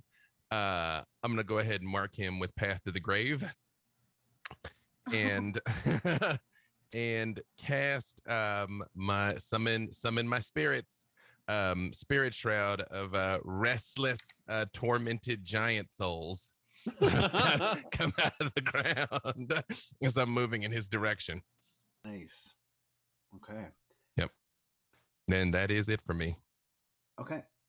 I don't know. You said he's 30 feet away. I mean, I can only move 20. I'm mosey in his direction. Is that one of the disadvantages of being a reborn? I'm slow, and then my weight is my armor is heavy as well. So I'm very dramatic, very intentional in my walking. Yep. Right. But that is it for me. Otherwise. Okay.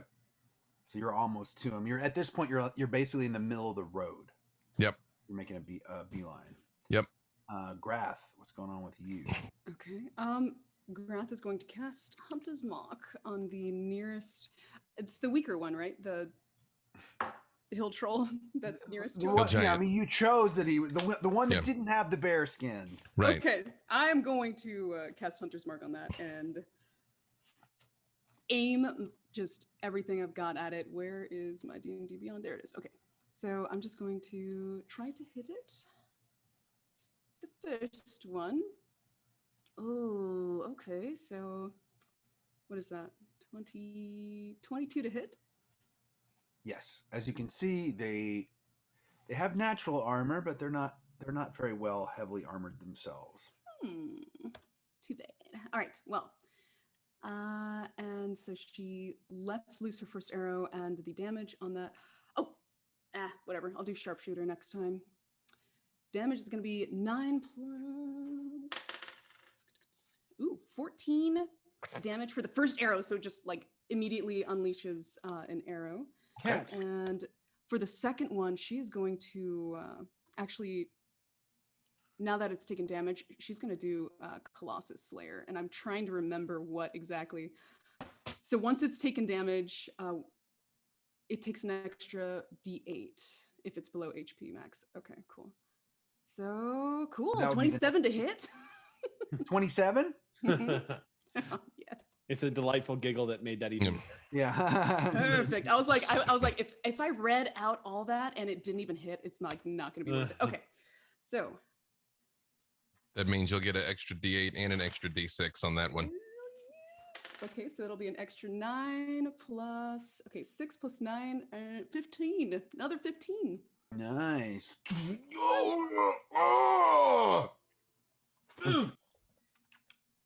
mad. He's really mad.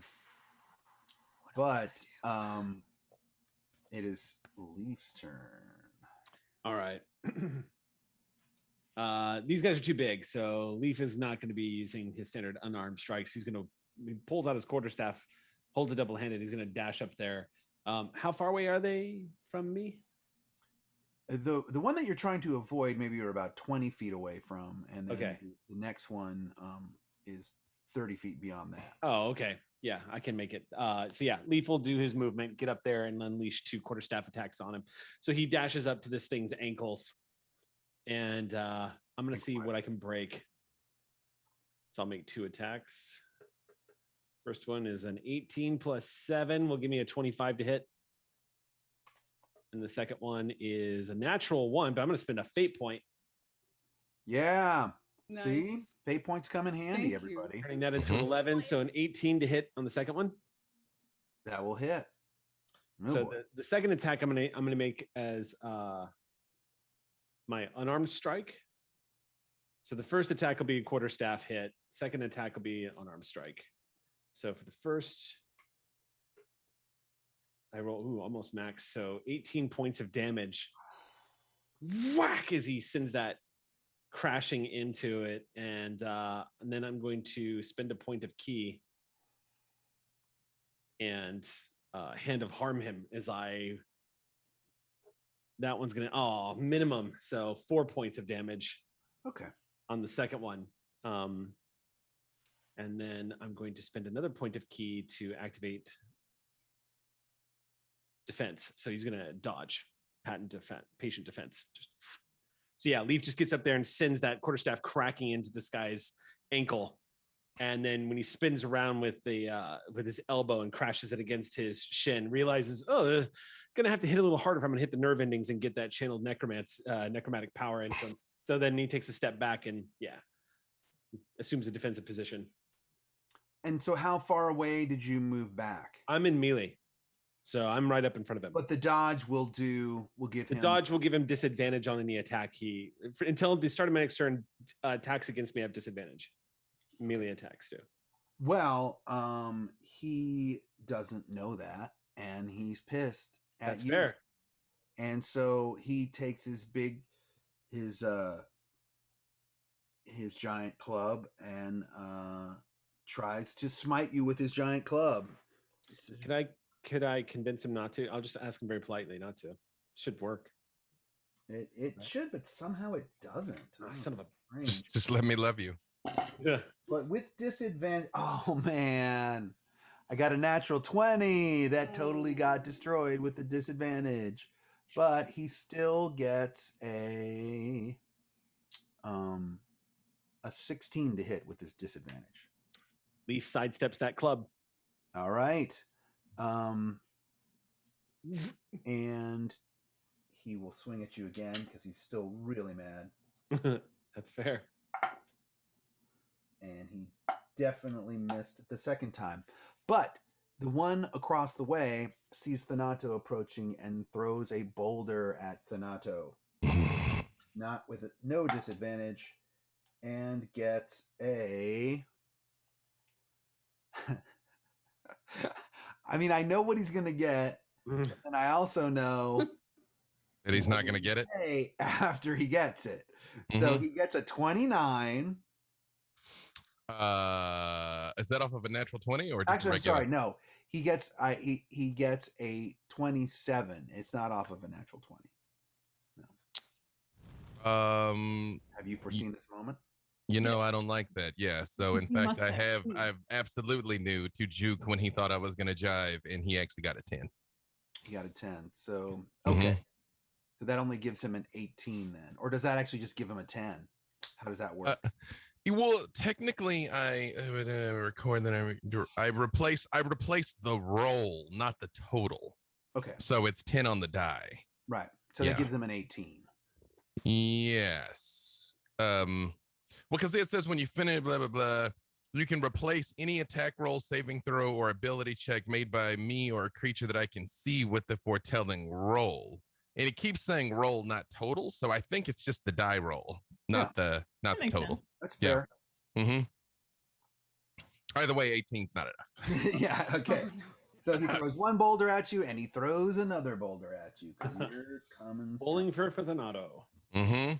But he once again only gets an 18, which does not hit. So as I'm just like moseying through, just be long now, friend. And it's now Javi's turn. Okay. How close was I to the hill giant when it first looked down? 20 feet. Okay. I'm going to cast Cloud of Daggers. And I like that spell. I'm going to use one of my Warlock pack slots so I can cast it at a higher level. And I have cast it, so I don't even think there's a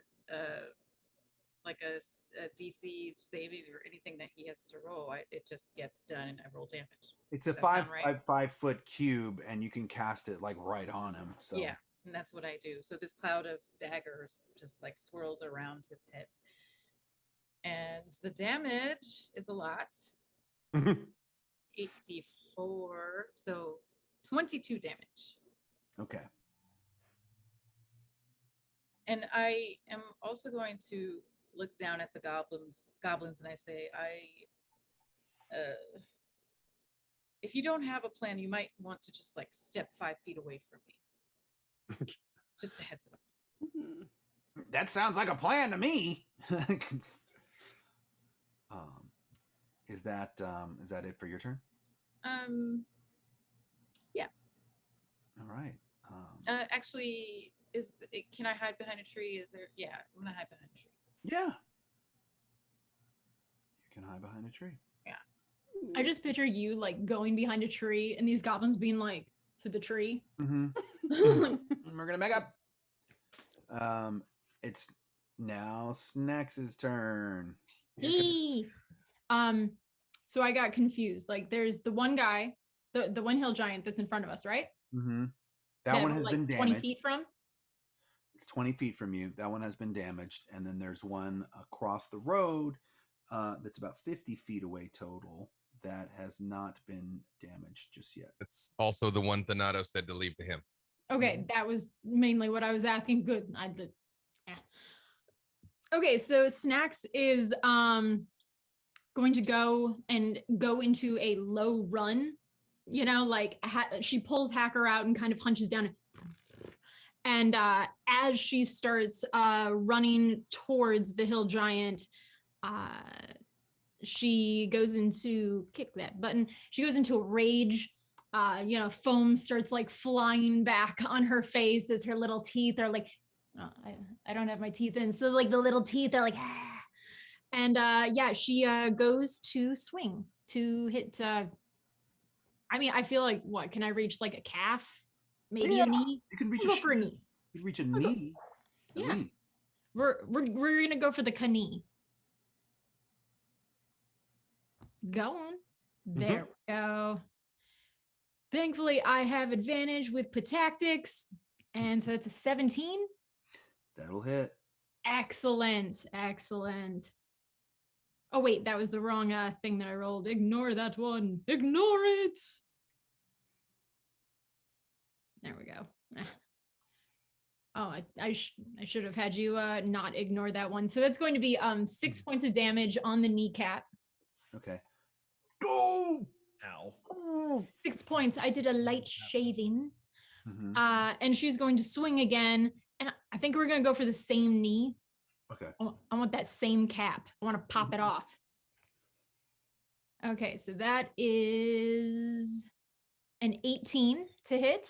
Yeah, so I'm going to assume that it does little. Oh, I'm sorry. The last time, because I was in a rage, it's 8 points of damage. The last time. No. Okay, got it. Not 6, it's 8. And this time is 15 additional points of damage going for that knee.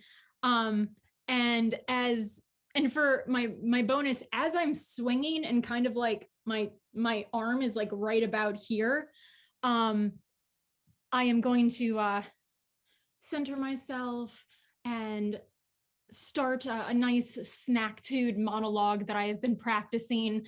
And suddenly you hear the hill giant's voice going like, "Duh, you're such an idiot. You can't even hit me. Man, I'm a big target and you can't even hit me." And try to provoke the other hill giant into attacking that giant because they're all so dumb. Using that actor feat. You can do a wisdom insight check to see if they determine that my incredible snackting is fake. And if they don't, what happens? It confuses them.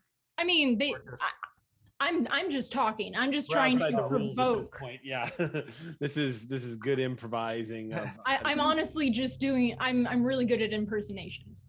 They know that I rolled surprisingly high, and they know that you're making fun of them. The hill giants passed with okay.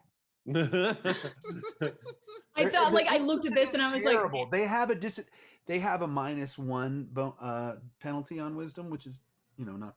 I mean, the other one was watching inside the Snacker studio. He's like, I know this. So instead it just looks like I'm swinging around making fun of them, being like, "Dude, you're so dumb." But yeah, I shaved his kneecap and I'm just gonna talk to myself in big loud ogre speak. When you hit him, he yells out to his friend, "Lizard baby hurt me!" And now I'm conflicted on being hurt, like personally in my feelings about that, or like, like kind of, you gassing me up. All right. Let's see. I'm rolling for your Goblin Companions who are shooting arrows. One of them hits for 3 points of damage on the closer one as they step 15 feet back from you, Javi. You said take 5, they took 15. Good. They're being on the safe side. Yeah.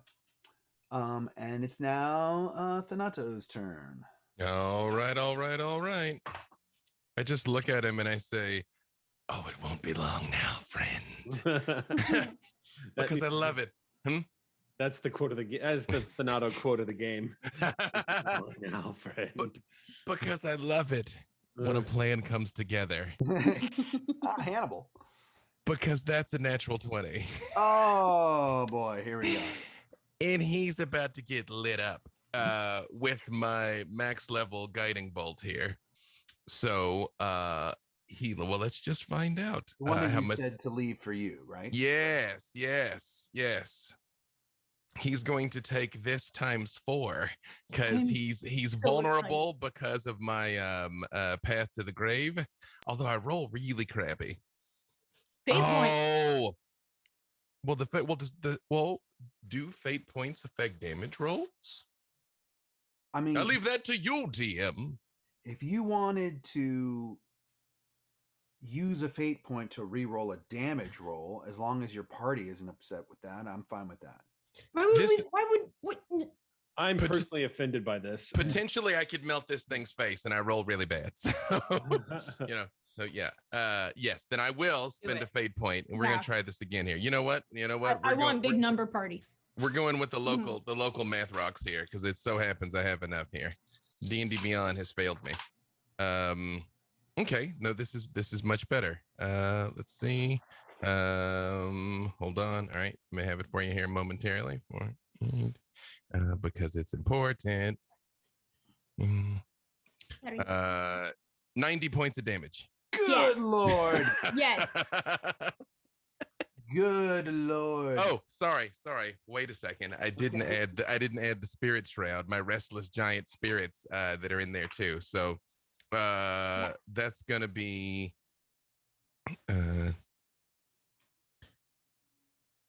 120 points of damage. The sigh of a GM who's like, I need to send you guys to Song of Monsters. I swear. You know, fate. Let's be honest. That was a 2-round setup with a very lucky roll. And a fate point. And a chat fate point. help. And chat Absolutely. help. Yes. So everything had to line up just right to hopefully obliterate this hill giant. B-Dave, please, with all of your improvisational skills, describe to me what happens. You know, very, very simply, these rocks come hurtling towards Thanato, and he moves just enough to get out of the way. And he says, "Won't be long now, friend." And holds the hand up and says, "We let you go a week ago because I knew your time was now." And the guiding bolt goes off and just blasts a hole out of the middle of it and just leaves a perfectly round indentation as it looks on with its shock and surprise in its eyes as the spirit of its disappointed ancestors swarm all over it and drag it down into the mountain. And then I just turn and look at the other one and say, "You're next." And that's it for me.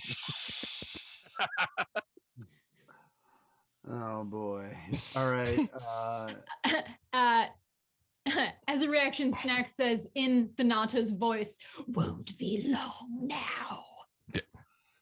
Is that what I sound like? Do I sound that cool and menacing when I say that? Is that? Oh yes. Okay. All right. I've been practicing.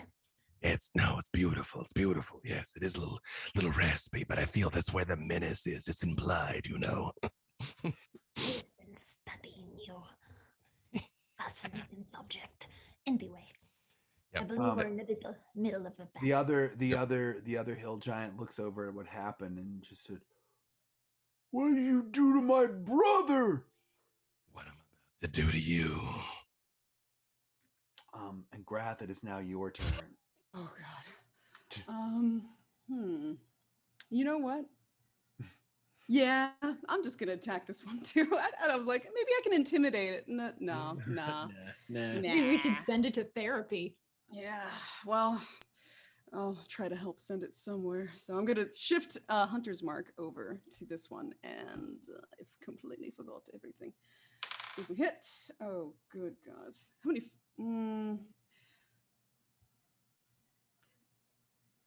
Let me calculate real quick. Yeah, 15 to hit. No, that hits. These Oh, it guys have does? a lot of hit points, but not good armor. Okay, then. All right. Can I just say hello, everyone that is now rating us from the Good Time Society that just watched me not at all die. I super escaped. I'm gonna be fine in that room, I assure you, everyone. Yeah. What's up, Becca Scott? Thanks for rating. Welcome, everybody. Hello. Let's see. We're fighting hill giants. Y'all just missed me. Just obliterate one. Executing so epic. giants. B-Day. That's all right. That's And all it's right. the most epic moment, but there is one hill giant still up. That's true. Yeah. You can catch it on the VOD, y'all. Welcome aboard. Yeah. So Grath shifts Hunter's Mark over to the second hill giant and just like lets loose another arrow, and that will be 16 damage. All right. Actually, that was more than enough to take that one over the edge. So please tell me how you spelled this one. Is this the one that Snacks was hitting in the knee? Mm-hmm. Yeah. I'm right next to it. I guess Grath just like shifts over to this one, and with like one last shot, she looks down the sights and just aims for the exact spot where Snacks was chipping away at it, and just like silently unleashes. So you're saying that this hill giant was fine until he took an arrow to the knee? No. Yes. Thank you. It was already I'm not eloquent happening. enough to say Yeah. it that way, but yes, that's what I wanted to say. Somebody mentioned it in the mentioned in the chat earlier. But yes, so just like, and just, I don't know. It just clutches its knee and like falls over, explodes. Explodes. Hollywood explosion just detonates. Yeah. Snacks just Ball like of fire. stands perfectly stationary, but just gets hit with like a tsunami wave of blood. Just Oh. Good job. Thanks, Snacks. You weakened the knee, so I appreciate that. No, it's great. Honestly, you really like hot too. Do you want me to save you any of this or? No, you can keep all that. Ooh. Yeah, just you do you, Snacks. You got this. In a last word, and with his dying breath, the hill giant says, "Those bear skins are mine." Snacks is going to skin and wear you. And I get real close and push his eyes open, and I'm like, take that with you to the next world. You will be a new garment for my friend here. I'm like right over his shoulder, like, I'm gonna do it too. You better die quick. I might not wait. Yes. Should have let us pass, everyone. I'm Better gonna- that quick, I might not wait. I'm gonna run up to the hill giants and on the opposite. So you all are at its head, I'm guessing, right? Menacing it. I'm gonna go to its like lower half, its knees, and I'm gonna cast. I'm gonna cast Sword Burst. So this cloud of spectral blades swirls around me and just cuts him up more. Wow. Take that. You're going to fit in just fine. I do just like just nod, thumbs up. I'd also like the record to show the 2 times this path to the grave guiding bolt synergy has worked out. Both times it was astonishing overkill on the target. Yes. Yeah. Yes. Every time I've seen that combo employed in D&D, it has been a lethal combo. Yep. All right. He had I'm it gonna coming. remember that for next time. well, I'll now shoot that- down the dragon with it. It's fine. Oh yeah, sorry. Go ahead. Oh, was that out loud? Sorry. Oh, I know I didn't perception hear that. But yeah, now that all of this violence has violenced, I want to check out those bear skins. Yes, on the first hill giant that was killed with the giant just hole in his whole chest area. There are 3 beautiful bear skins hanging off of his belt that somehow managed to not get destroyed at all. So,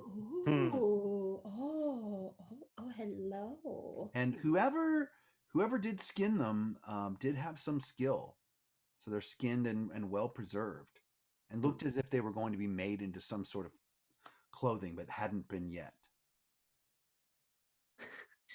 I pop like one of the heads on my head and like kind of put the paws over mine and just kind of like start walking towards Javi and be like, oh, rawr, ooh.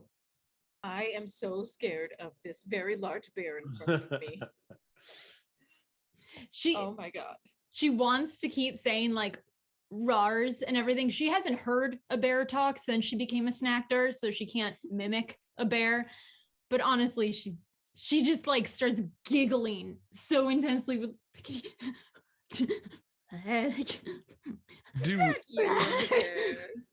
do look at Leaf and say, so where are we on the moral compass of this? That we didn't kill the bears, but we sent them into a situation that almost certainly would result in their demise, which did. But now they've resulted in high quality bear pelts that it would be a shame to let go to waste. So Snacks turns towards Leaf, waiting for the answer. Hey, boo boo. Leaf kind of tugs at his beard for a second, says, I think I lost you somewhere in the middle of that. is it all right to take the bear skins? Oh, well, I mean, you could leave them to the scavengers, I suppose, or we could use them to warm ourselves. Yeah. Your pelts it is. Take your pick, Snacks. I think I did. This one's named Picnic Basket. Yep. Anything else on the giants of note? Absolutely not. They both had some boulders nearby. They both had some roughly hewn clubs that were made out of trees. And you do now notice the ruckus that they were up to, and several trees have been rooted out of the ground here, and boulders, and there's just a lot of mess that they made fighting over those bear skins with each other. As one does. As one does. Grath is gonna just be kind of scanning the skies now. Now she's doing it too. As she kind of looks around for anything else useful, and if not, just kind of gather the horses and get ready. At this point, the sun has gone all the way down, and although the mountain is in sight, searching for the path up to the possible entrance feels a little unlikely. I mean, you can still try to do it, or you could try to make camp here for the night and try in the morning. It's up to you. I think we definitely want to try and get underground. Are you saying that that's not in the cards? I'm saying that you're still probably half a mile, half a mile away from the mountain itself, and then you're gonna be looking for an underground entrance in the dark. Okay. I have dark vision, but not everyone else does. So yeah, let's make camp, everybody. Okay. Tossing out the bedroll and whatnot. Leaf is constantly glancing up at the sky. Seeing how nervous they all are and knowing how good Snacks' eyes are, I finally just say,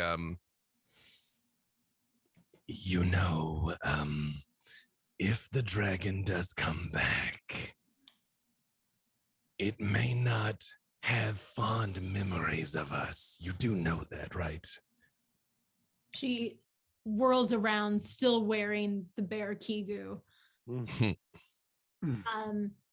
Listen, Donato, you weren't there. What happened up in the sky as I was on his back? It was magical. Flashback with like glitter coming in. Yeah. Oh, absolutely. Like in her mind, like the dragon is like, I can show you. Yeah, Falcor, I get it. oh yeah, there's big heart eyes and dragon senpai. Yeah, it's all kinds of ooh-woo.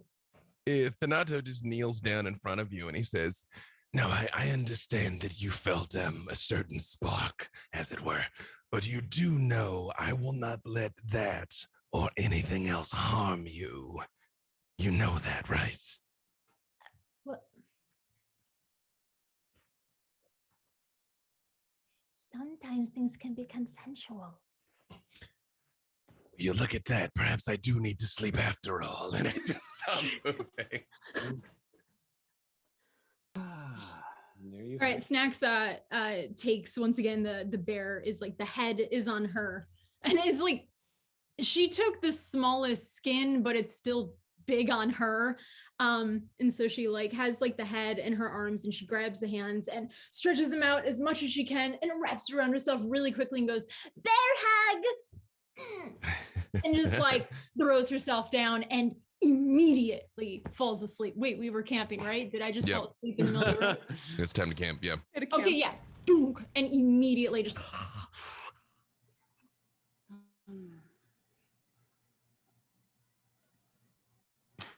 And I still will, even though technically I'm faking like I'm asleep, I'm still aware, so I'll still be on watch. Okay. I'm gonna take the first watch as well, like with Thanato. I can do a second watch. Leaf will sleep through the night. Yeah. And Grath will be watching the skies with her dark vision. You do not hear any sounds of a blue dragon flying overhead. Here, as bizarre and incredibly statistically improbable as this is, my portents are identical again, a 10 and a 3. Wow. Perfect. And that's with physical dice? Mm-hmm. That's Wow. the math rocks have decided today.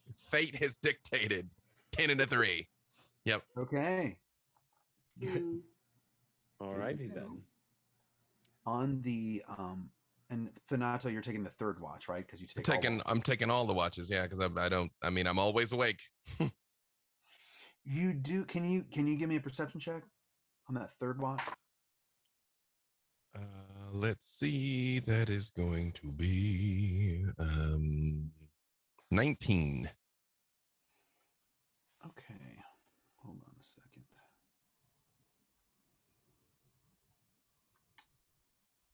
For the record, new friends, I have advantage on perception checks, and as a reborn, I don't sleep. That's why I'm always awake.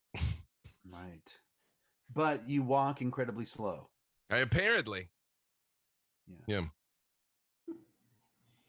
You Are so beautiful. To me. Yeah. Can you see? Roll perception. Can't you see? Yeah.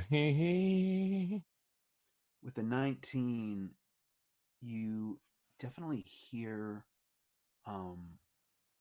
strange sort of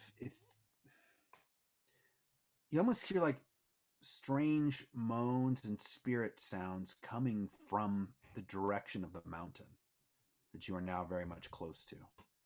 I would like to activate one of my abilities, which is Eyes of the Grave, to know if there's any undead within 60 feet of me. Absolutely not. Nothing within 60 feet for sure. This is, I mean, you're still a mile almost from the mountain, but you hear this off in the distance. Doesn't feel like it's coming this way. It just feels like it's emanating from that area. I actually this time wake Javi.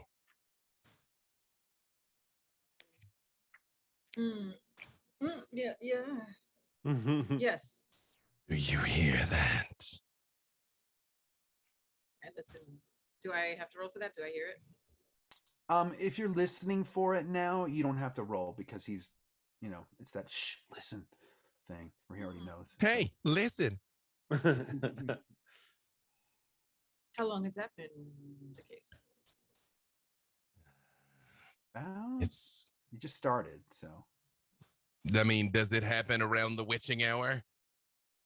No, I mean, this is third watch, so that would be, what, 3 or 4 in the morning, something like that? Yeah.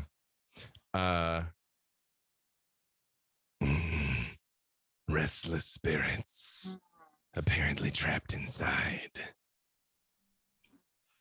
I have some expertise with such things, but your skill set is still being revealed.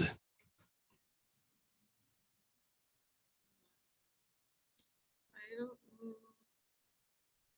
know if I have anything specific to spirits. These mountains are a curious place. Dragons and giants on the outside, restless dead on the inside. Analogous to snacks, I suppose. Dragon on the outside, restless on the inside. With an insatiable hunger. Yes. You've caught on. You understand us all now, I think. I think I'm getting the hang of this group. Should we go check that out? Let's let the others sleep. I'm sure whatever terrible torment that lay ahead will keep till dawn. All right. It's like sit back down next to Snack sleeping and continue the watch. Unless I feel like something's getting closer. Yeah. No, you don't feel like anything's getting closer. You do note that the normal sounds of the night, crickets, birds, just the movement, general movement of the forest. The rhythm of the night? The beat of the rhythm of the night. And you actually you feel it, and you then dance until Lord. Yeah. No, but you feel as if that it's much subdued after those spirit noises came out.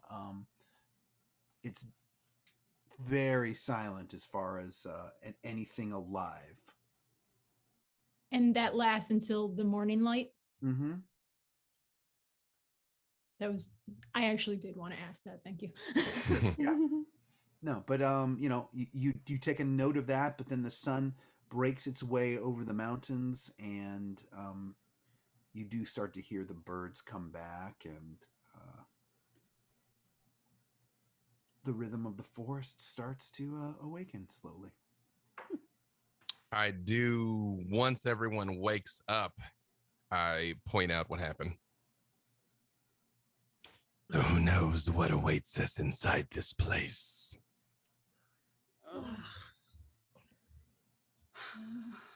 Did you notice anything weird last night too? No more winged beasts, right? Not so far. I'll call that a win. I'm not sure which I'd rather deal with, a dragon or spirits, but I suppose I have more capabilities with the spirits. Max is still groggy and waking up, so she's not really paying much mind to this. Okay. Well, I guess we should pack up then and Yeah. continue and hope that we don't come across anything else. You know, I would like to ask Plurk, Sturk, and Esmeralda if there's any local goblin legends about this place and what's in this mountain. Hey, check us out, like using our NPCs for information. Yeah. They're not. Oh, thought you'd never ask. No, we tend to avoid this place most of the time. We don't really come this far south. But you know, the things that we've heard about it is that there once was a great wizard that lived here, or some sort of sorceress that ruled this whole area, but she's been long gone. And I know that one of the leaders of our clan has always talked about making an expedition there to see what kind of treasures are still left in there, but he always chickened out. You remember, he was the one that was trying to get away from us. Yeah, that didn't work out too well for him. Yeah, he so actually, I mean, we're pretty excited to see this place because you know, he's always bragging about how there's treasure in there. And you know, I mean, look, we're monsters, right? So like, I don't know if you ever know this thing. They look at you, Leaf, and they're like, you ever like just go into like a place where there's other monsters, but because you're a monster, you can just kind of like walk around and nobody cares because they think, oh, well, maybe they're in that other part of the dungeon or the other part of the cavern, because like I'm a monster and they're a monster. So, you know, half the time we can like walk anywhere we want. What I found is if you walk with purpose, right, then you can get almost anywhere. And if you're a goblin and you're walking with purpose in a dungeon or in a cavern or something, like half the time people just don't even pay attention to you because they just think that you automatically must be there, right? Because like you're a monster, they're a monster, so you know maybe you're Squat down on in your front way of this somewhere. goblin. Let's squat down in front of him and look him in the eyes.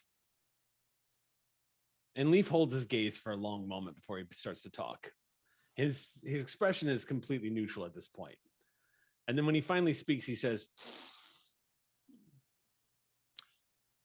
"Why do you call yourself a monster?"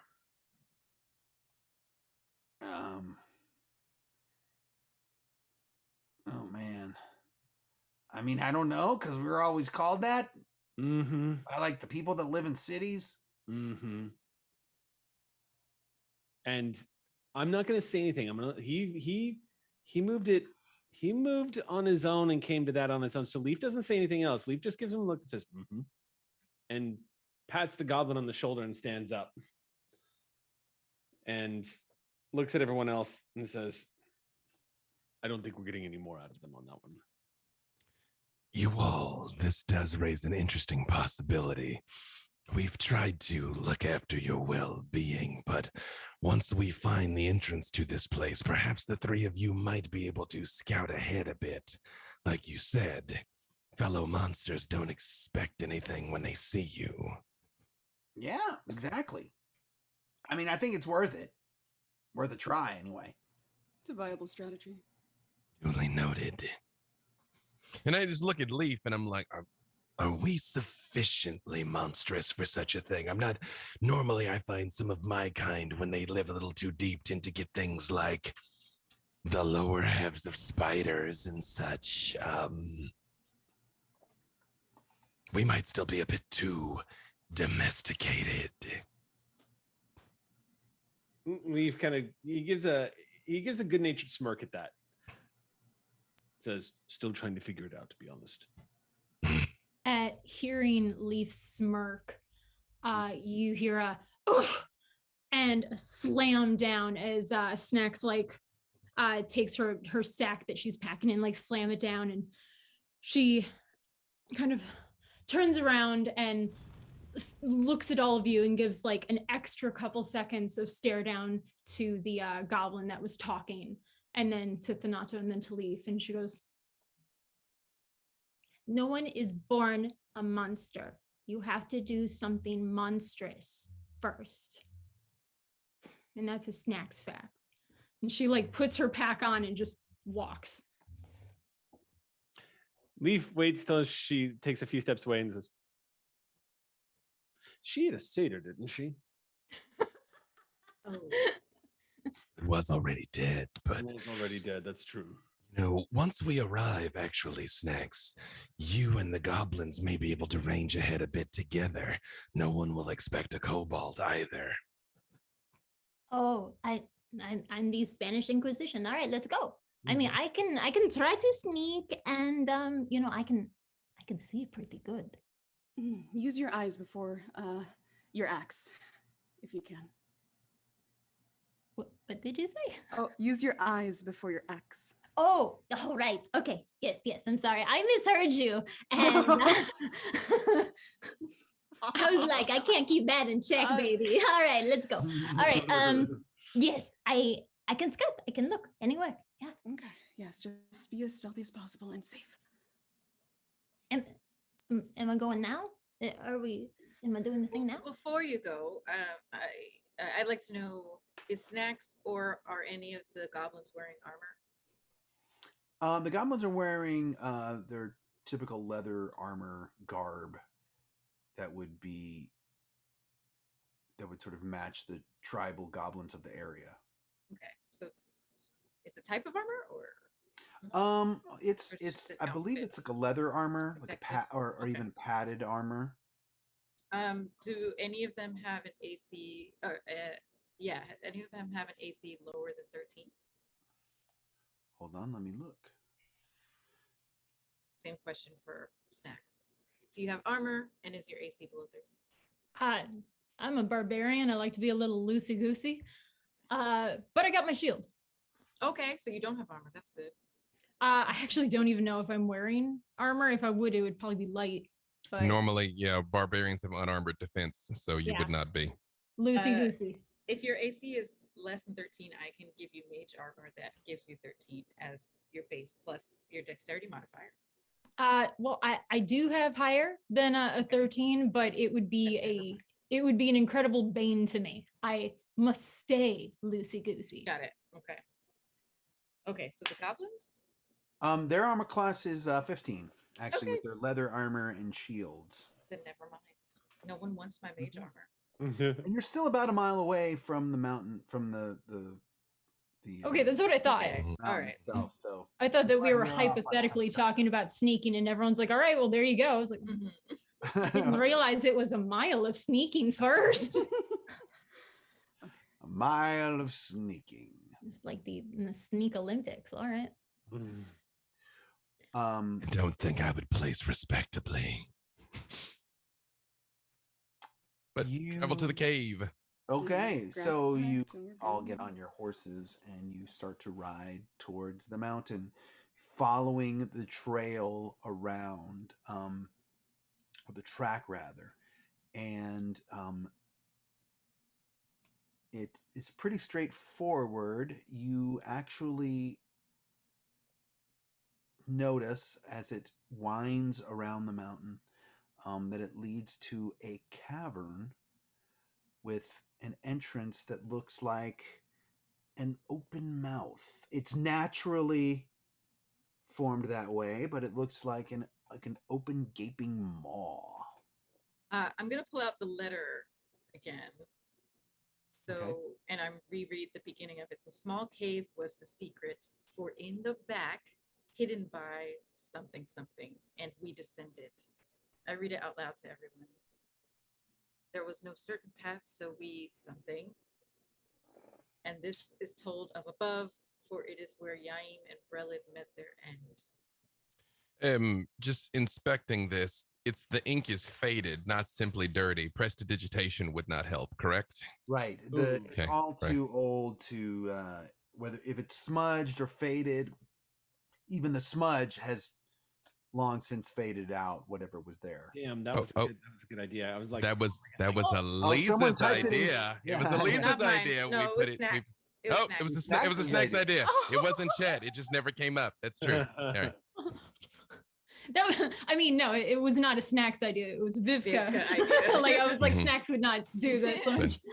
But we discussed it amongst ourselves, not out loud. So there you go. Just FYI, yeah. And like using a pencil and drawing over it wouldn't bring anything up. No. Worked in the 90s. All right. So maybe a mouth entrance was one of the things that was smudged out of this letter. Is there a smaller cave? There might be a smaller one within this one. Back hidden by something. I think we should go inside this one, and we'll find the true entrance within. I mean, it looks a little imposing, but we can give it a try.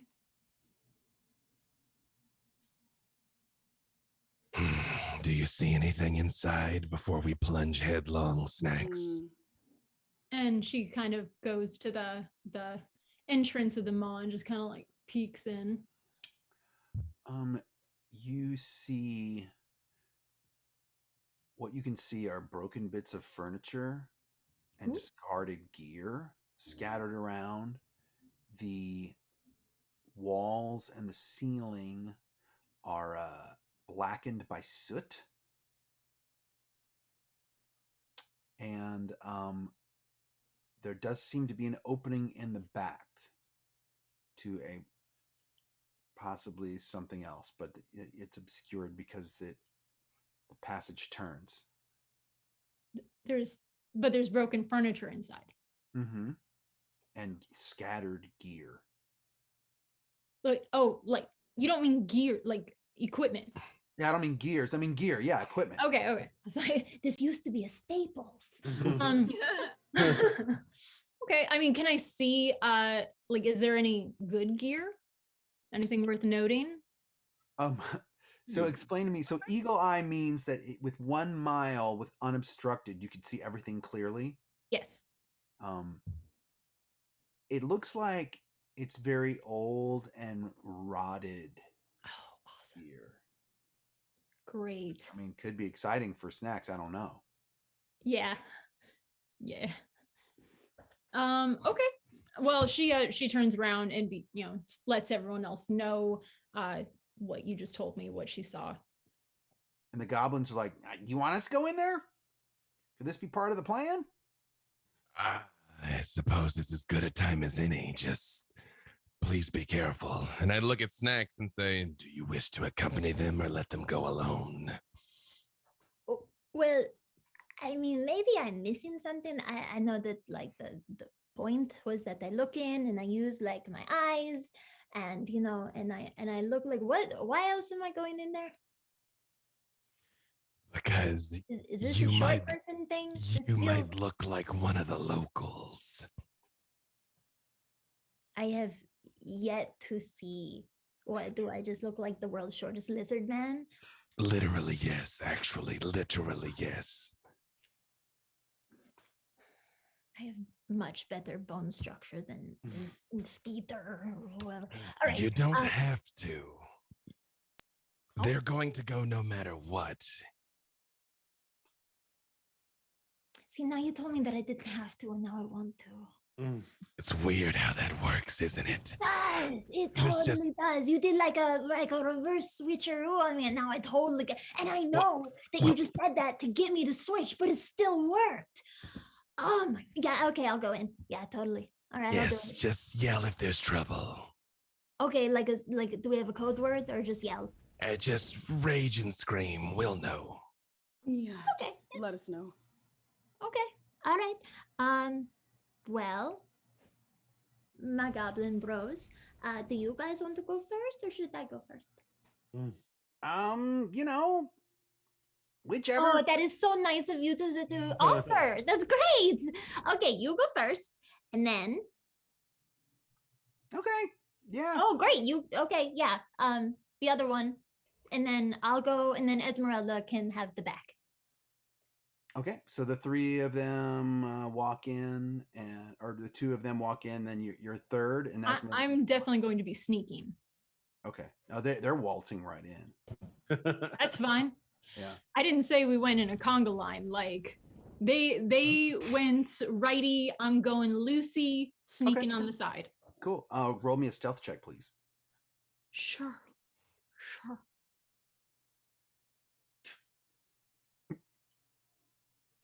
All right. So as I walk in, I pull a Thanato and I just go like, excellent. I don't want no consequence. I don't know no consequence of my actions. Because I got a 4. That isn't like me at all. Oh, that is like me. Yes, never mind. On your very first step, you there we go. hit a rock that you didn't see, and then that rock goes rolling across the cave, bouncing into a broken piece of shield that just goes dong. I mean, first of all, offended that I didn't see the rock, but fair. Okay, so yeah, I hit the gong. And the goblins, all 3 goblins, turn back and look at you, and they're like, all right, well, hey, look, there's another cave back there. Oh, all right. Yeah, there appears to be at the end of, so the cavern is about 40 feet wide and 70 feet long, and it's about 20 feet high in the central area. So it sort of domes up in the middle. Okay. And there's stalactites coming down, not falling down, just, you look up and you see stalactites. And it's generally sort of a gray in there from the blackened soot on the ceilings. Like maybe there was a battle here, or maybe there were many fires that were lit here. It does feel like it was maybe a guard area at one point, or it's an entrance to something, but it hasn't really been used in a long time. I just say after about 5 minutes or so, we move in, so we're never like too far behind them. Yeah. Them have a little head start. And I'd like to cast Mage Armor on myself, actually, which brings my AC up because my AC is crap. All right. Okay, when you heard the gong and then it went silent. So when you guys come in, I'm sitting in some of the broken chair with my little feet up on a broken table, like looking over some of this armor that I've got in my lap. Oh, and I forgot. I said, oh, you say, welcome. I think you understand the letter, but not the spirit of this plan, Snacks. Okay. There's an entrance to a dungeon around here somewhere, and you 4 are supposed to go in because you should at least theoretically get less attention than we will when we come in. Oh, I thought this was the entrance. Or do I keep It going? isn't. Yes. Oh, all right. Yeah. Okay. The spirit. Gotcha. Okay. Right. All right, goblins. Let's move out. And we head towards the next entrance. Okay, so there is a smaller cave in the back. It's about 20 feet wide and 30 feet long, and only about 15 feet high. Right. And at the far end of that cave, you see a 10-foot wide passage slanting steeply down. Soon it's going to be able to be only us. Oh boy. Is there anything hanging in here, or like something that might be hiding something else? Yeah, make me a perception check or an investigation, really, if you're gonna kind of examine everything. Okay. Let's see. My perception is slightly better, but they're both like meh. If that's better, you can roll with that. That's okay. Okay, thanks. Okay, 11. Grab Grath's gonna like look around to perhaps and check out any sort of protrusions or whatever in this cave. I just got a natural one. You're like, what piano? Mhm. Anyone else want to look around? I guess I'll have a look there. That's gonna be a 25. Yes. Wow. Yeah. Okay. I have the I just scroll kinda open watched and them- I'm telling you what to look for. So you're looking for something that's hidden by something else. I mean, that's everything that's hidden. You, I mean, in this area, actually, Donato, just sort of looking around, you notice something on the wall, and so you use two fingers to just sort of wipe off some of the soot, and underneath the soot is rather colorful rocks. So this cave is a lot of sparkling mica and quartz, and you scrape a little bit more and realize that this whole little cavern was once a lot more. Maybe you could have, in theory, you think that if you lit a candle in here, if there was no soot, that it would reflect and sort of light up the whole cavern. Oh, I start prestidigitating. and I'd like to cast light. Okay, great. Yeah. With our powers combined. Is there a limit of area for prestidigitation? Because this is 70 foot. It's small, but I can do it repeatedly. So I don't know, just in near the cave entrance, I just try and clear out sort of around that, maybe 5 foot on each side of the cave entrance to see if there's any like markings, any abandon all hope ye who enter here, anything of that nature.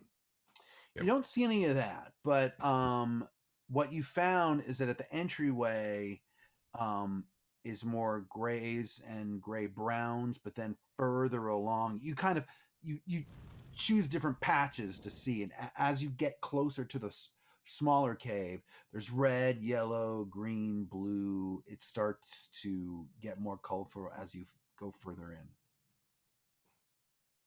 I've cast light on my book, so I'm holding it out, kind of like Okay. a bit of a torch. Yeah. The items that you see have all long since abandoned, but by casting light and looking down, you do see a lot of tracks that are somewhat fresh. I look at our ranger friend to see if she knows what kind of tracks. Yeah, can I investigate these tracks a little further? And where they lead to. Survival, I think, would be the best roll for that. All right. Oh, a nat 20. Wow. Nice. Just got to blow the dice sometimes. And that makes it, what, survival? So 25. Great.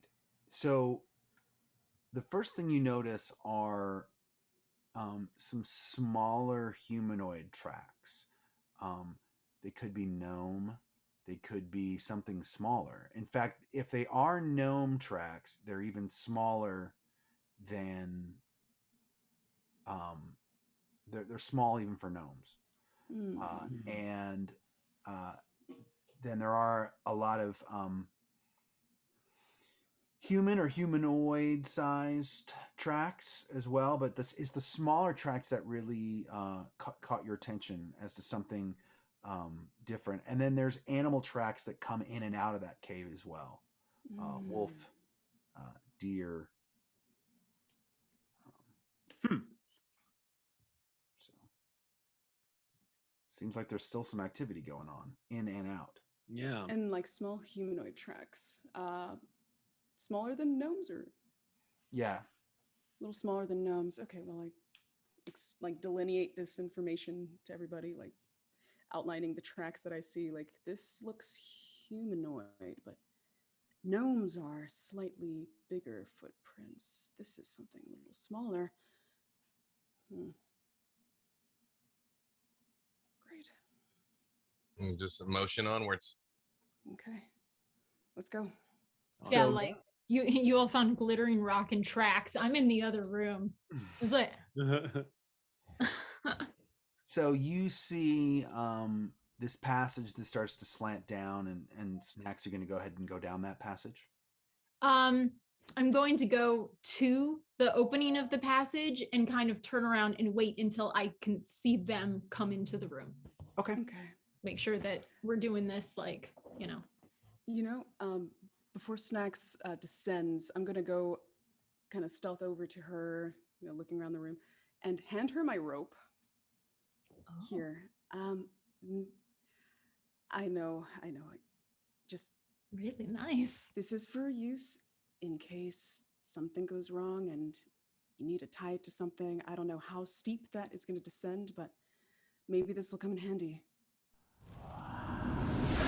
Yes, and just be on guard, because this is where in the letter it says that whoever Yaim and Brelit are, they met their end somewhere in this next step of the process. So be careful. If it gets too steep, if things start sliding around, maybe come back and tell us. Don't just dive in there.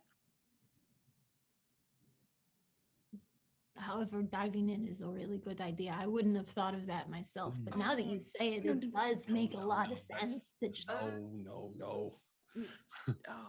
No, but before, with Karina, when she was the Karinasaurus Rex, we did this thing, right? And she takes the rope and ties it around her waist, and like looks at all of you like. I mean, I felt a little more secure when like a T-Rex was holding the other end of it, but I mean, I'm sure it's the same. Grath grabs the other end. That's actually a much better idea. Thank you, Snacks.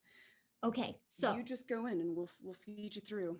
Okay, I'm going to give you the code though, because I don't know how deep it goes. All right. So yes, tell us what you see as you see it. Just call up to us.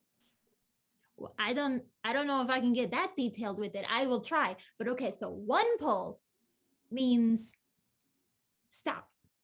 2 pulls means go. 2 pulls, then a slow pull, then another fast pull means that there might be a trap. 4 fast pulls means. Right. Hang on. Let's simplify this. 1 pull means stop.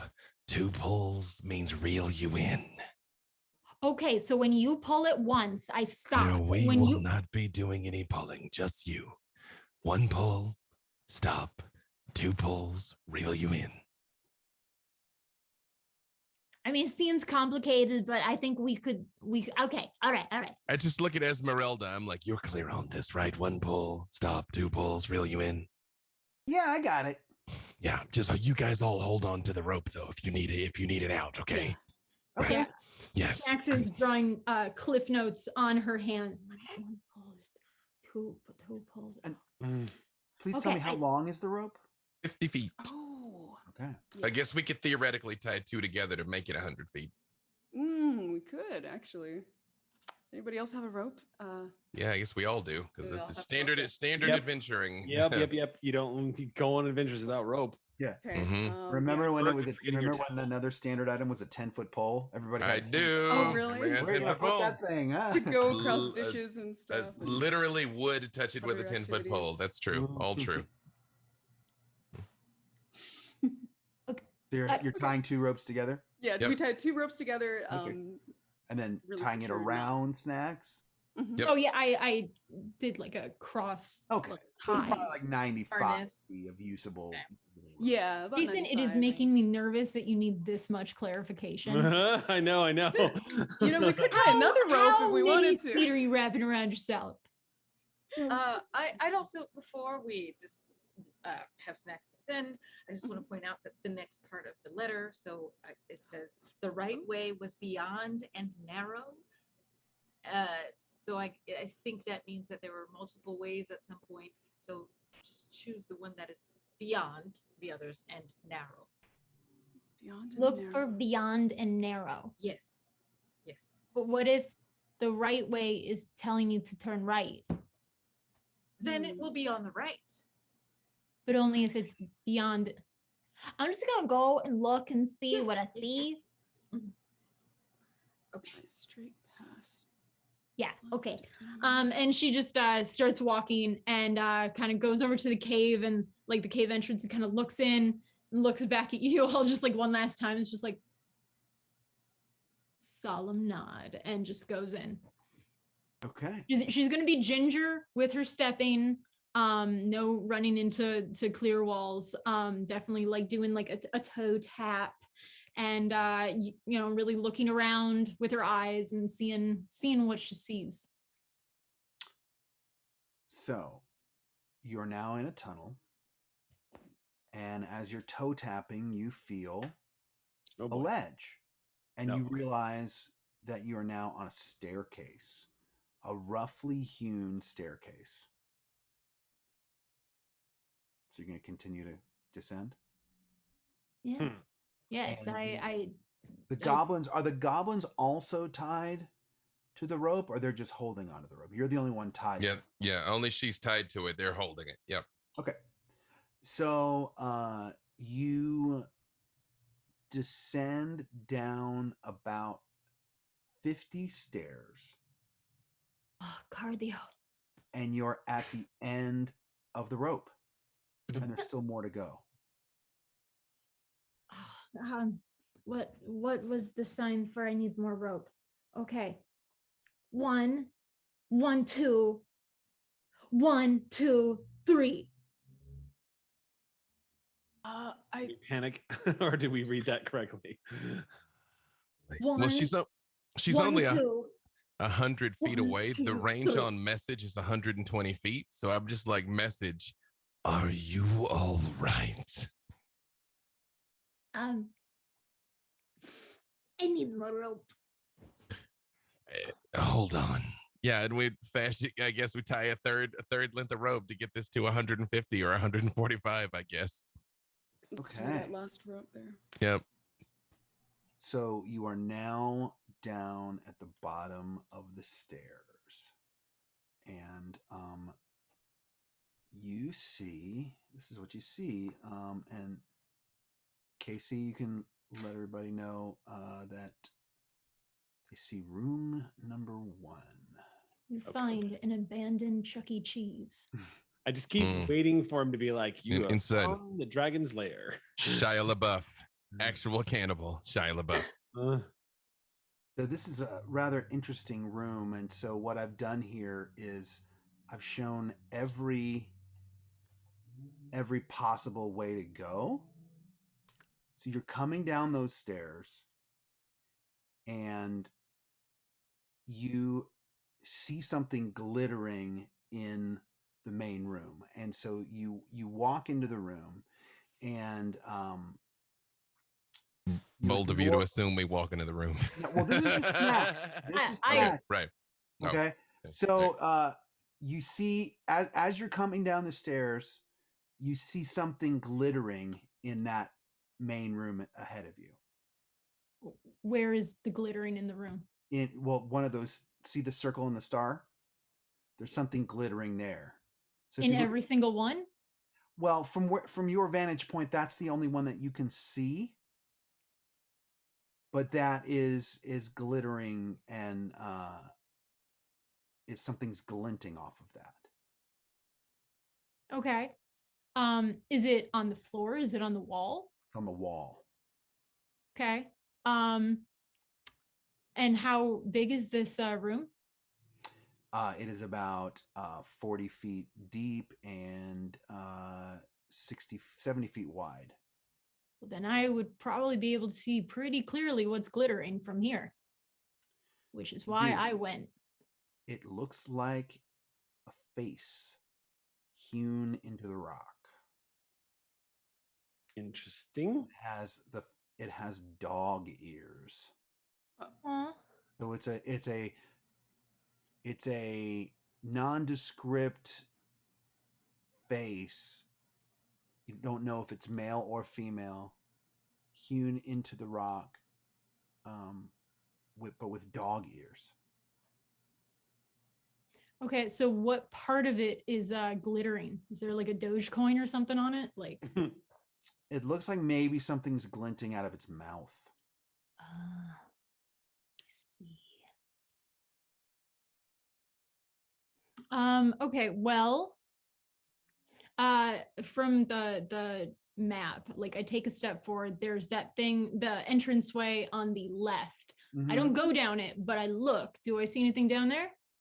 No, because it turns, you see about 10 feet in, and then it takes a turn, and it's very narrow. You can fit in, no problem. Okay, I look at the ground. Is the dust disturbed? Well, there's no dust anymore. It's wet. What kind of wet? It's damp. Water wet, viscous wet? Water wet. Okay. It's damp. There's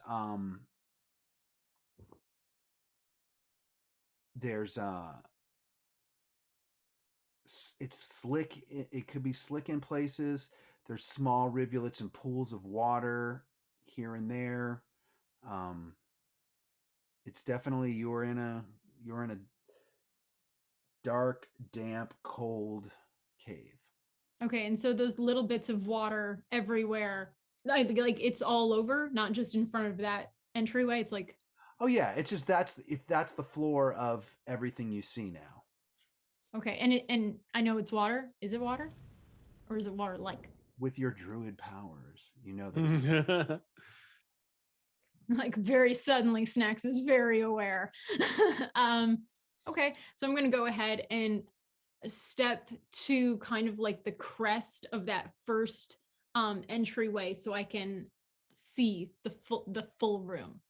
Great. Okay, so you see now that there are actually 6 weird faces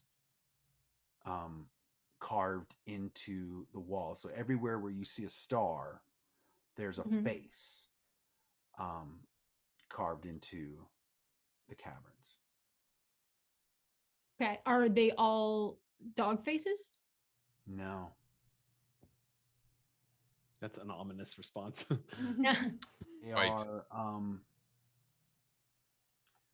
so one has the dog ears, another one has regular ears but walrus tusks. Another one has vampire teeth. Another one has a pig nose. Cute. Another one has huge oversized eyes with no pupils. And the last one has devil horns. All right. And they're all glittering with something in their mouths. Mm-hmm.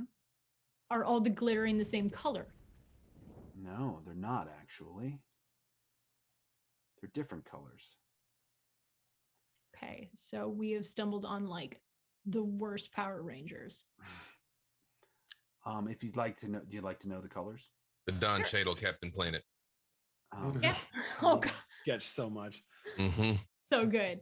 Yeah, I would like to know the colors. Amber, purple, pale blue, deep red, olive green, and dark pink. All right. And looking like up, do I see anything like the same like stalagmite stuff? Like I look around, is there from my vantage point with my my supersonic eyes, do I see anything else that is suspicious? I mean, everything looks suspicious, but no, you see stalactites up in the ceiling, but they're more gray or brown gray. Okay. All right. Can you guys see down here? I say to the goblins. Yeah, we've got dark vision. Okay. All right. All right. The 3 of you stay right here. Do not walk past this crescendo of like this doorway. Don't actually go into the room. Just stay right here and watch that little like doggy door right there in case something comes out. Okay. I'm going to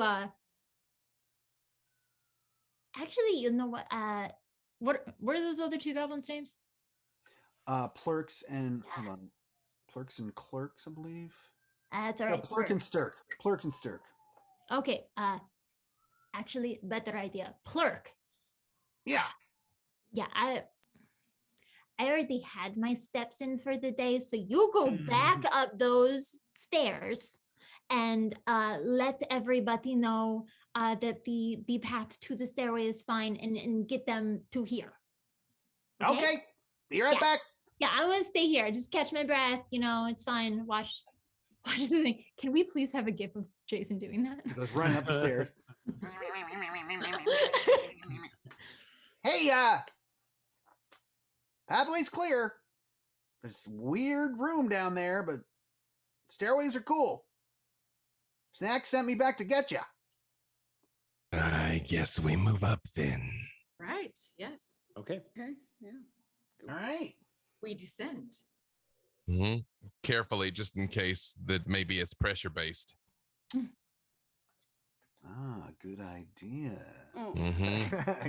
Something for the future. I grew up with Not Grim pressure traps based. as well. Yep. But yeah, you notice as you're do any of you have stone carving or stone work or Do anything we like look that? like dwarves to you, huh? I mean, some people take, When we're back in like the base, I sometimes take pottery classes on Sunday. not really the same thing, but Okay, just checking. you do notice, even with your passive perception, that it's getting cooler, and that when you get towards the bottom 10 steps or so, you're starting to feel the moisture and the general clamminess of being deep underground. It's your could you all make me regular perception checks, please? Alrighty, here we go. Now this is just natural 20, which is a 26. I rolled a 19 just to back him up. Yep. Then you feel very confident that you have descended about 130 feet below where you started from. My previous drow heart is hearkened by this. You're like, home sweet. Yeah, I'm okay with it. Mm-hmm. 22 for something. me. I think it's nice. Okay. Honestly, with this moisture, I feel like my scales are really getting the what for. Oh, I got a 4 on my perception, by the Okay. way. So I can't tell that we are descending. You can tell you're descending. You're going downstairs, but in your mind, you've gone down like 5 miles. You're like, oh my God. I mean, you're an air genasi, so I can see this not being your thing down here. Yeah, there are too many things covering my head right now. No sky above you. Not liking it. Mm. But I'm like glued to, I have my glowing book and then the scroll open. So that's kind of what I'm holding on to. I'm like looking for any clues for what comes next. Because you've got the light on your book, correct? Yeah. Okay, great. So when you get to the bottom of the stairs, the same thing happened with Snacks. When you look off to that tiny little path to the left, it turns after about 10 feet to the left again, so you can't really see anything other than it's just like a short, small passage. The light from your book is reflecting off of the stalactites on the ceiling, and you see as you're approaching the glinting out of the mouth of one of those carved faces. So as you guys come down the stairs, you see like my form, like standing there, like hands on my hips, like looking into the room. And when I hear that you guys are stepping towards me and kind of behind, I turn around and have one of our gems in my mouth. And I'm like, ah! No, I'm kidding. There's a thing. Right. So what is down here? For what it's worth, I vote that very small passageway there. That's what the letter that we received seemed to imply. I mean, it's the first one. It's not really beyond. Right. What's the narrowest? Is there one that looks narrower than the others? You would have to step into the room to really know. No one has stepped into the room yet. No one stepped into the room yet. You guys are right on the edge of that room. Okay. There was no, I'm reading the letter now. There was no certain path, so we something, and this is told of above, literally above. For it is where Yaim and Brelid met their end. They took the wrong path, I guess. Our persistence paid. The right way was beyond and narrow, so something, something. Earn, lies, straight pass, and the rest. The span swiftly to plunge to doom where the water? Water. Okay, I think we need to figure out which of these paths is beyond and narrow, whatever that means. I look up towards the ceiling. Is there anything on the ceiling? Just stalactites. I hit my... A few have fallen to the floor. Just for good measure, I do hit my undead sense to see if there's any undead within 60 feet. Smart. Yeah, I was just wondering that myself, actually. Nope, nothing. I'm going to step into the room. Before you do that, like Snacks like grabs you, like, Hold on, wait, maybe Tiny Foot. I'll do it first. Okay. I can take a hit. I know I'm small, but I can take a hit. Okay. All right. and she like put Go ahead. she puts a little foot out and tap tap tap tap tap. Toe tapping. Nothing happened. All right. She has like one stiff leg and like and just steps on it, just like Indiana Jones in the trust step. Just Nothing yet. The penitent man kneels before God. Yeah. Yep. only the penitent man will pass. Yeah. Carpenter's cup. And then apparently like Geordie action rolls before God too, as the second trap came out of the floor. But you know, so it is. God, I need Oh, to that's, rewatch that's, that movie. that's New Testament. So Snacks takes a couple steps to the center of the room. You walk into the center of the room? Yes. Okay. Do I die? You do not die. I get revenge in this room. Yep. You see all of the faces looking at you, and you know. Ugh. All right, well, they're not nothing looking at happened. you. They're just there. Nothing happened, but they're creepy, and this is weird.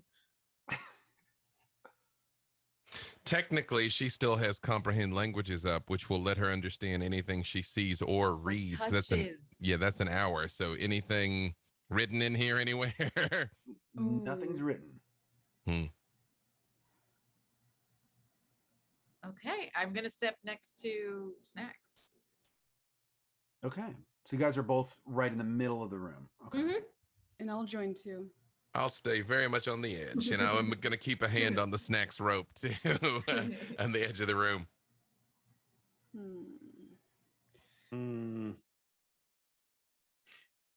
Leaf looks a little frustrated. He's glancing around, just going, "I'm terrible at these things." I as well. Snacks is going to go over to the face that has large eyes, Okay. and she's gonna look at it. She's gonna As you approach it, closer. Huh? as you approach it, when you get within about 3 feet from it, the mouth starts to move, and it says, Turn back. This is not the way. Where's Hoggle when you need him? and that's where we're going to end for tonight. Oh my god. I had no idea it was 8 o'clock. Oh no. Yeah. Really quick before we go, I want to say a huge thank you to all of our great subscribers and our contributors today for the fate points. Thank you. You definitely helped slay those hill giants quickly. You helped me slay a natural one, so thank you. Definitely. I'm gonna run through this quick. Grayman RP gifted 5 subs. Smokebeard has subscribed for 3 months in a row. Smokebeard. Zarathon and On is subscribed for 2 months.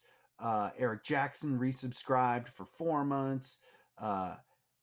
Eno Solta gifted 3 subs. Eric Jackson gifted 5 subs.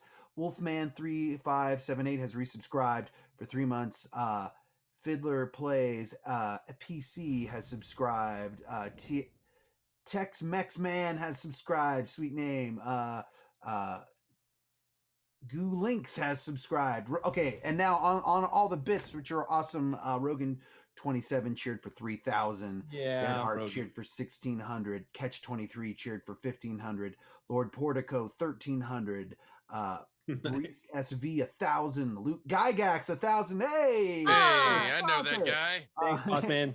Eric Jackson 800, Lord Portico 750, Eno Sola 650, Hamster Shot 999, Rust Bunny 500, Abiyor 300, Baston Cider 200, Hutter Cabbage 101, Gulinks 100, Melba Danu 100, Luke Gygax another 100, Stormin 46 100, and Breakarius 100, and Kimal 100. Wraith Faye 100, Librarian Liz 100, and Brazilla 50 bits. Thank you guys so much. That helps. Not only does that help our players, it also helps subsidize our show and helps us pay for the show and lets us do it every week. So thank you so much. Speaking of every week, so It helps next allow us to be players. What's that? It helps allow us to be players. Exactly. It absolutely does. So here's the thing. Next weekend is D&D Live, and you will see B-Dave there all weekend. You will see Abria there for part of the weekend. You might see one of our other cast members there also. I can neither confirm nor deny. So that will be super fun. So anyway, so we're taking next week off because half our cast or more are participating in D&D Live, but the following week is Founders and Legends, and we'll be back for Founders and Legends, which is Luke's yearly game, and we've got a lot of cool guest stars coming on that. I don't know which have been announced and which haven't, so I don't want to overstep my bounds, but so 2 weeks from tomorrow we will be back. That's when we're moving to Sundays. So July 25th we'll now be on Sundays starting at 1 o'clock. We'll be going from 1 to 4 on Sundays. We hope you will join us and continue to watch us on Sundays as you do on Saturdays. With the world opening up more, Sundays makes more sense for us, and we hope that it makes more sense for you too. And other than that, let's do a round robin of quick goodbyes. I know we're over time. Thank you guys so much for exactly Pacific Impin Pacific. Let's go in reverse alphabetical order. So we'll go Vivka. Hi. Hi. Can you hear my dog snoring? No. Oh, but I wish I did. I wish I could. So loud, and she was sleeping. She is so fragrant. Hi everyone, I'm Vivid Vivka. You can find me on Twitter and Twitter and TikTok. Same username, Vivid Vivka. I have tons of skits and makeup stuff and all kinds of stuff as snacks. I even have a playlist of tons of snack stuff on TikTok, because if I'm going to do all this makeup, going to make some fun stuff out of it. But yeah, I am super excited to see you all on Sunday, not next, but the one after. It'll be good. Gonna be good. So wait, to be clear, we are going to be at GaryCon though, right? Aren't we doing anything for GaryCon? Well, you mean that's not until March. We're talking about Founders and Legends. Yeah, Founders and Legends. Yeah, but our are we, show will be part of Founders and Legends. Yeah, so we're not here next week. We are here the week after. Then we're Sunday the week after that. So we're not off for 2 weeks. It's just technically other thing is happening We're off around for us. one. We're technically off for 1 week. Yeah, we're just part of a greater ensemble in 2 weeks. Exactly. Okay, great.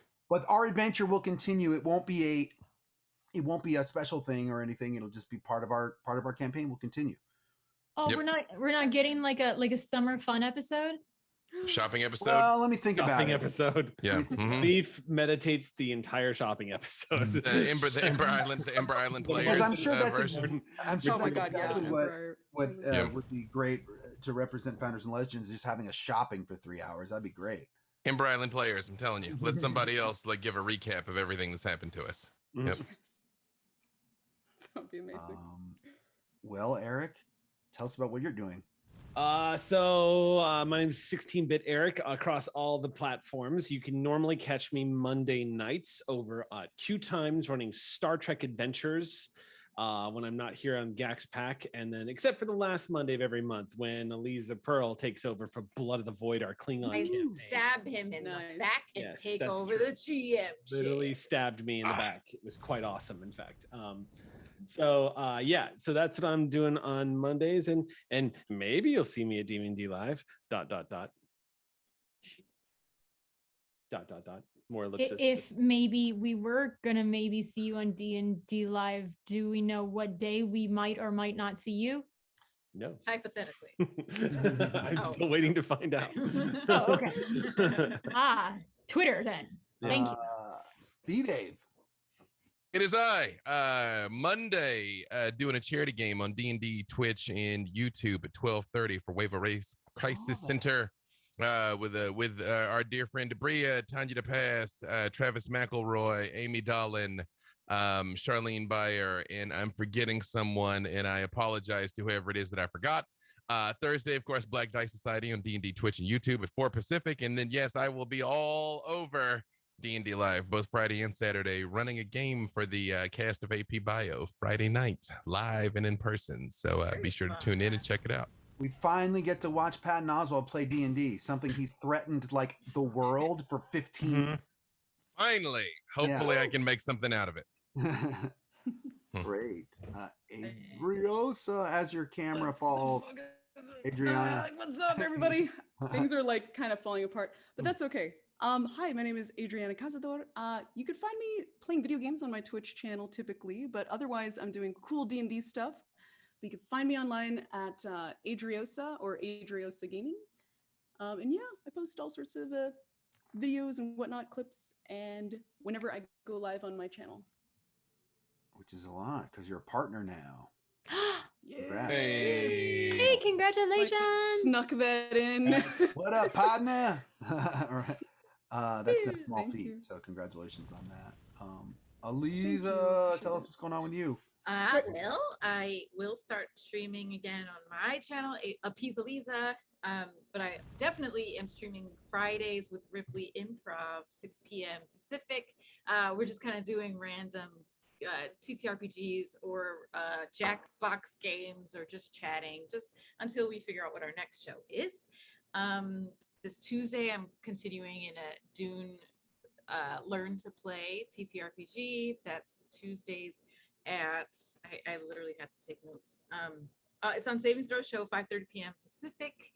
And last Mondays of the month, I'll be running the Klingon game when Clear Skies they're gonna take a nap that night, and the Klingons are coming out to play. And then on Saturdays before this game, I've been running Lords of Faerun, which is a D&D 5e campaign, and that's a lot of fun. We have lots of dragons, so if you like dragons in your Dungeons and Dragons, then watch our campaign, because we are just full of dragons.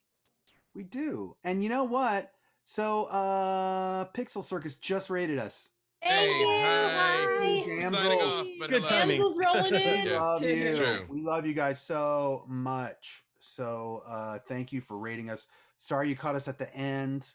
But we're moving to Sundays, so maybe we can rate each other now more, since we'll be on different times. That's not how that works, but okay. Well, no, one of their other shows, perhaps. I don't know.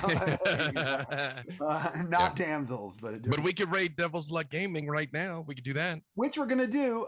And I'm Jason Charles Miller. And if you're going to see me on D&D Live, which I can neither confirm or deny, it would be on the Friday. So, I mean, that felt like a confirmation, but okay. I will confirm that I'm not going to be there. Yeah. If anything, I mean, are you? Until it happens, you don't know. Think about it. I mean, honestly, that is an open invite. If I get an invite, then I will be a filthy liar. I will take it. But if not, I mean, this is a win-win situation for me. Oh yeah, and by the way, if we haven't announced it already, Aliza is our new permanent. Hey. Yeah, FYI. Cast member. Just letting you know. Hey. And Abria will be back for frequent guest starring after the summer. So we've talked about that too, and we love all the crazy. She's kind of got a couple things going on right now.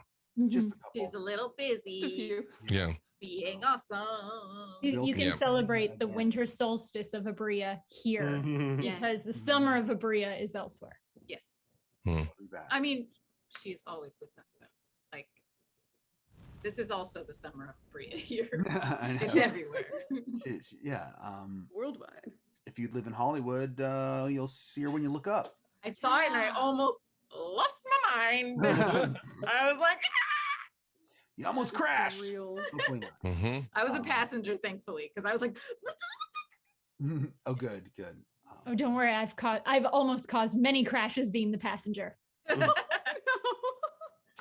Well, all right. Well, we'll see everybody in. We'll see if I say we'll see everyone in 2 weeks. That makes sense, right? Next Right. week. Yeah, 2 weeks. No, 2 weeks. not 2 weeks. one, 2 weeks. 2 two. weeks. 2 Yeah, weeks. Not next week, but the weekend Yeah. after. And We'll it'll see be on everyone a next week Sunday. randomly. Yep. At different spots, but you'll see the Gaxx Pack back on July 25th at 1 p.m. Pacific time to participate in Founders and Legends, but also to continue our campaign. All right, I said it, I did it. And Yeah. now Did we're it. going to raid Devil's Luck Gaming, everybody. So let's go watch some games. Follow all of our Twitters for the updates. yes. Have a good one.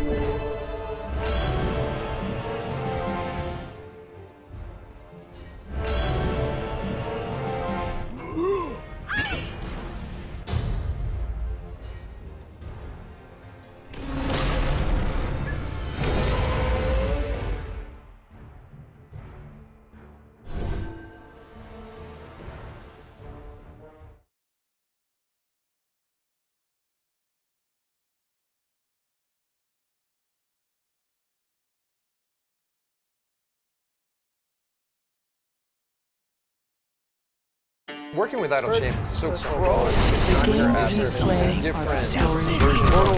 Additionally, it's like a cartoon coloring. Hello. Really I'm nice. Ron Bottom. Video games.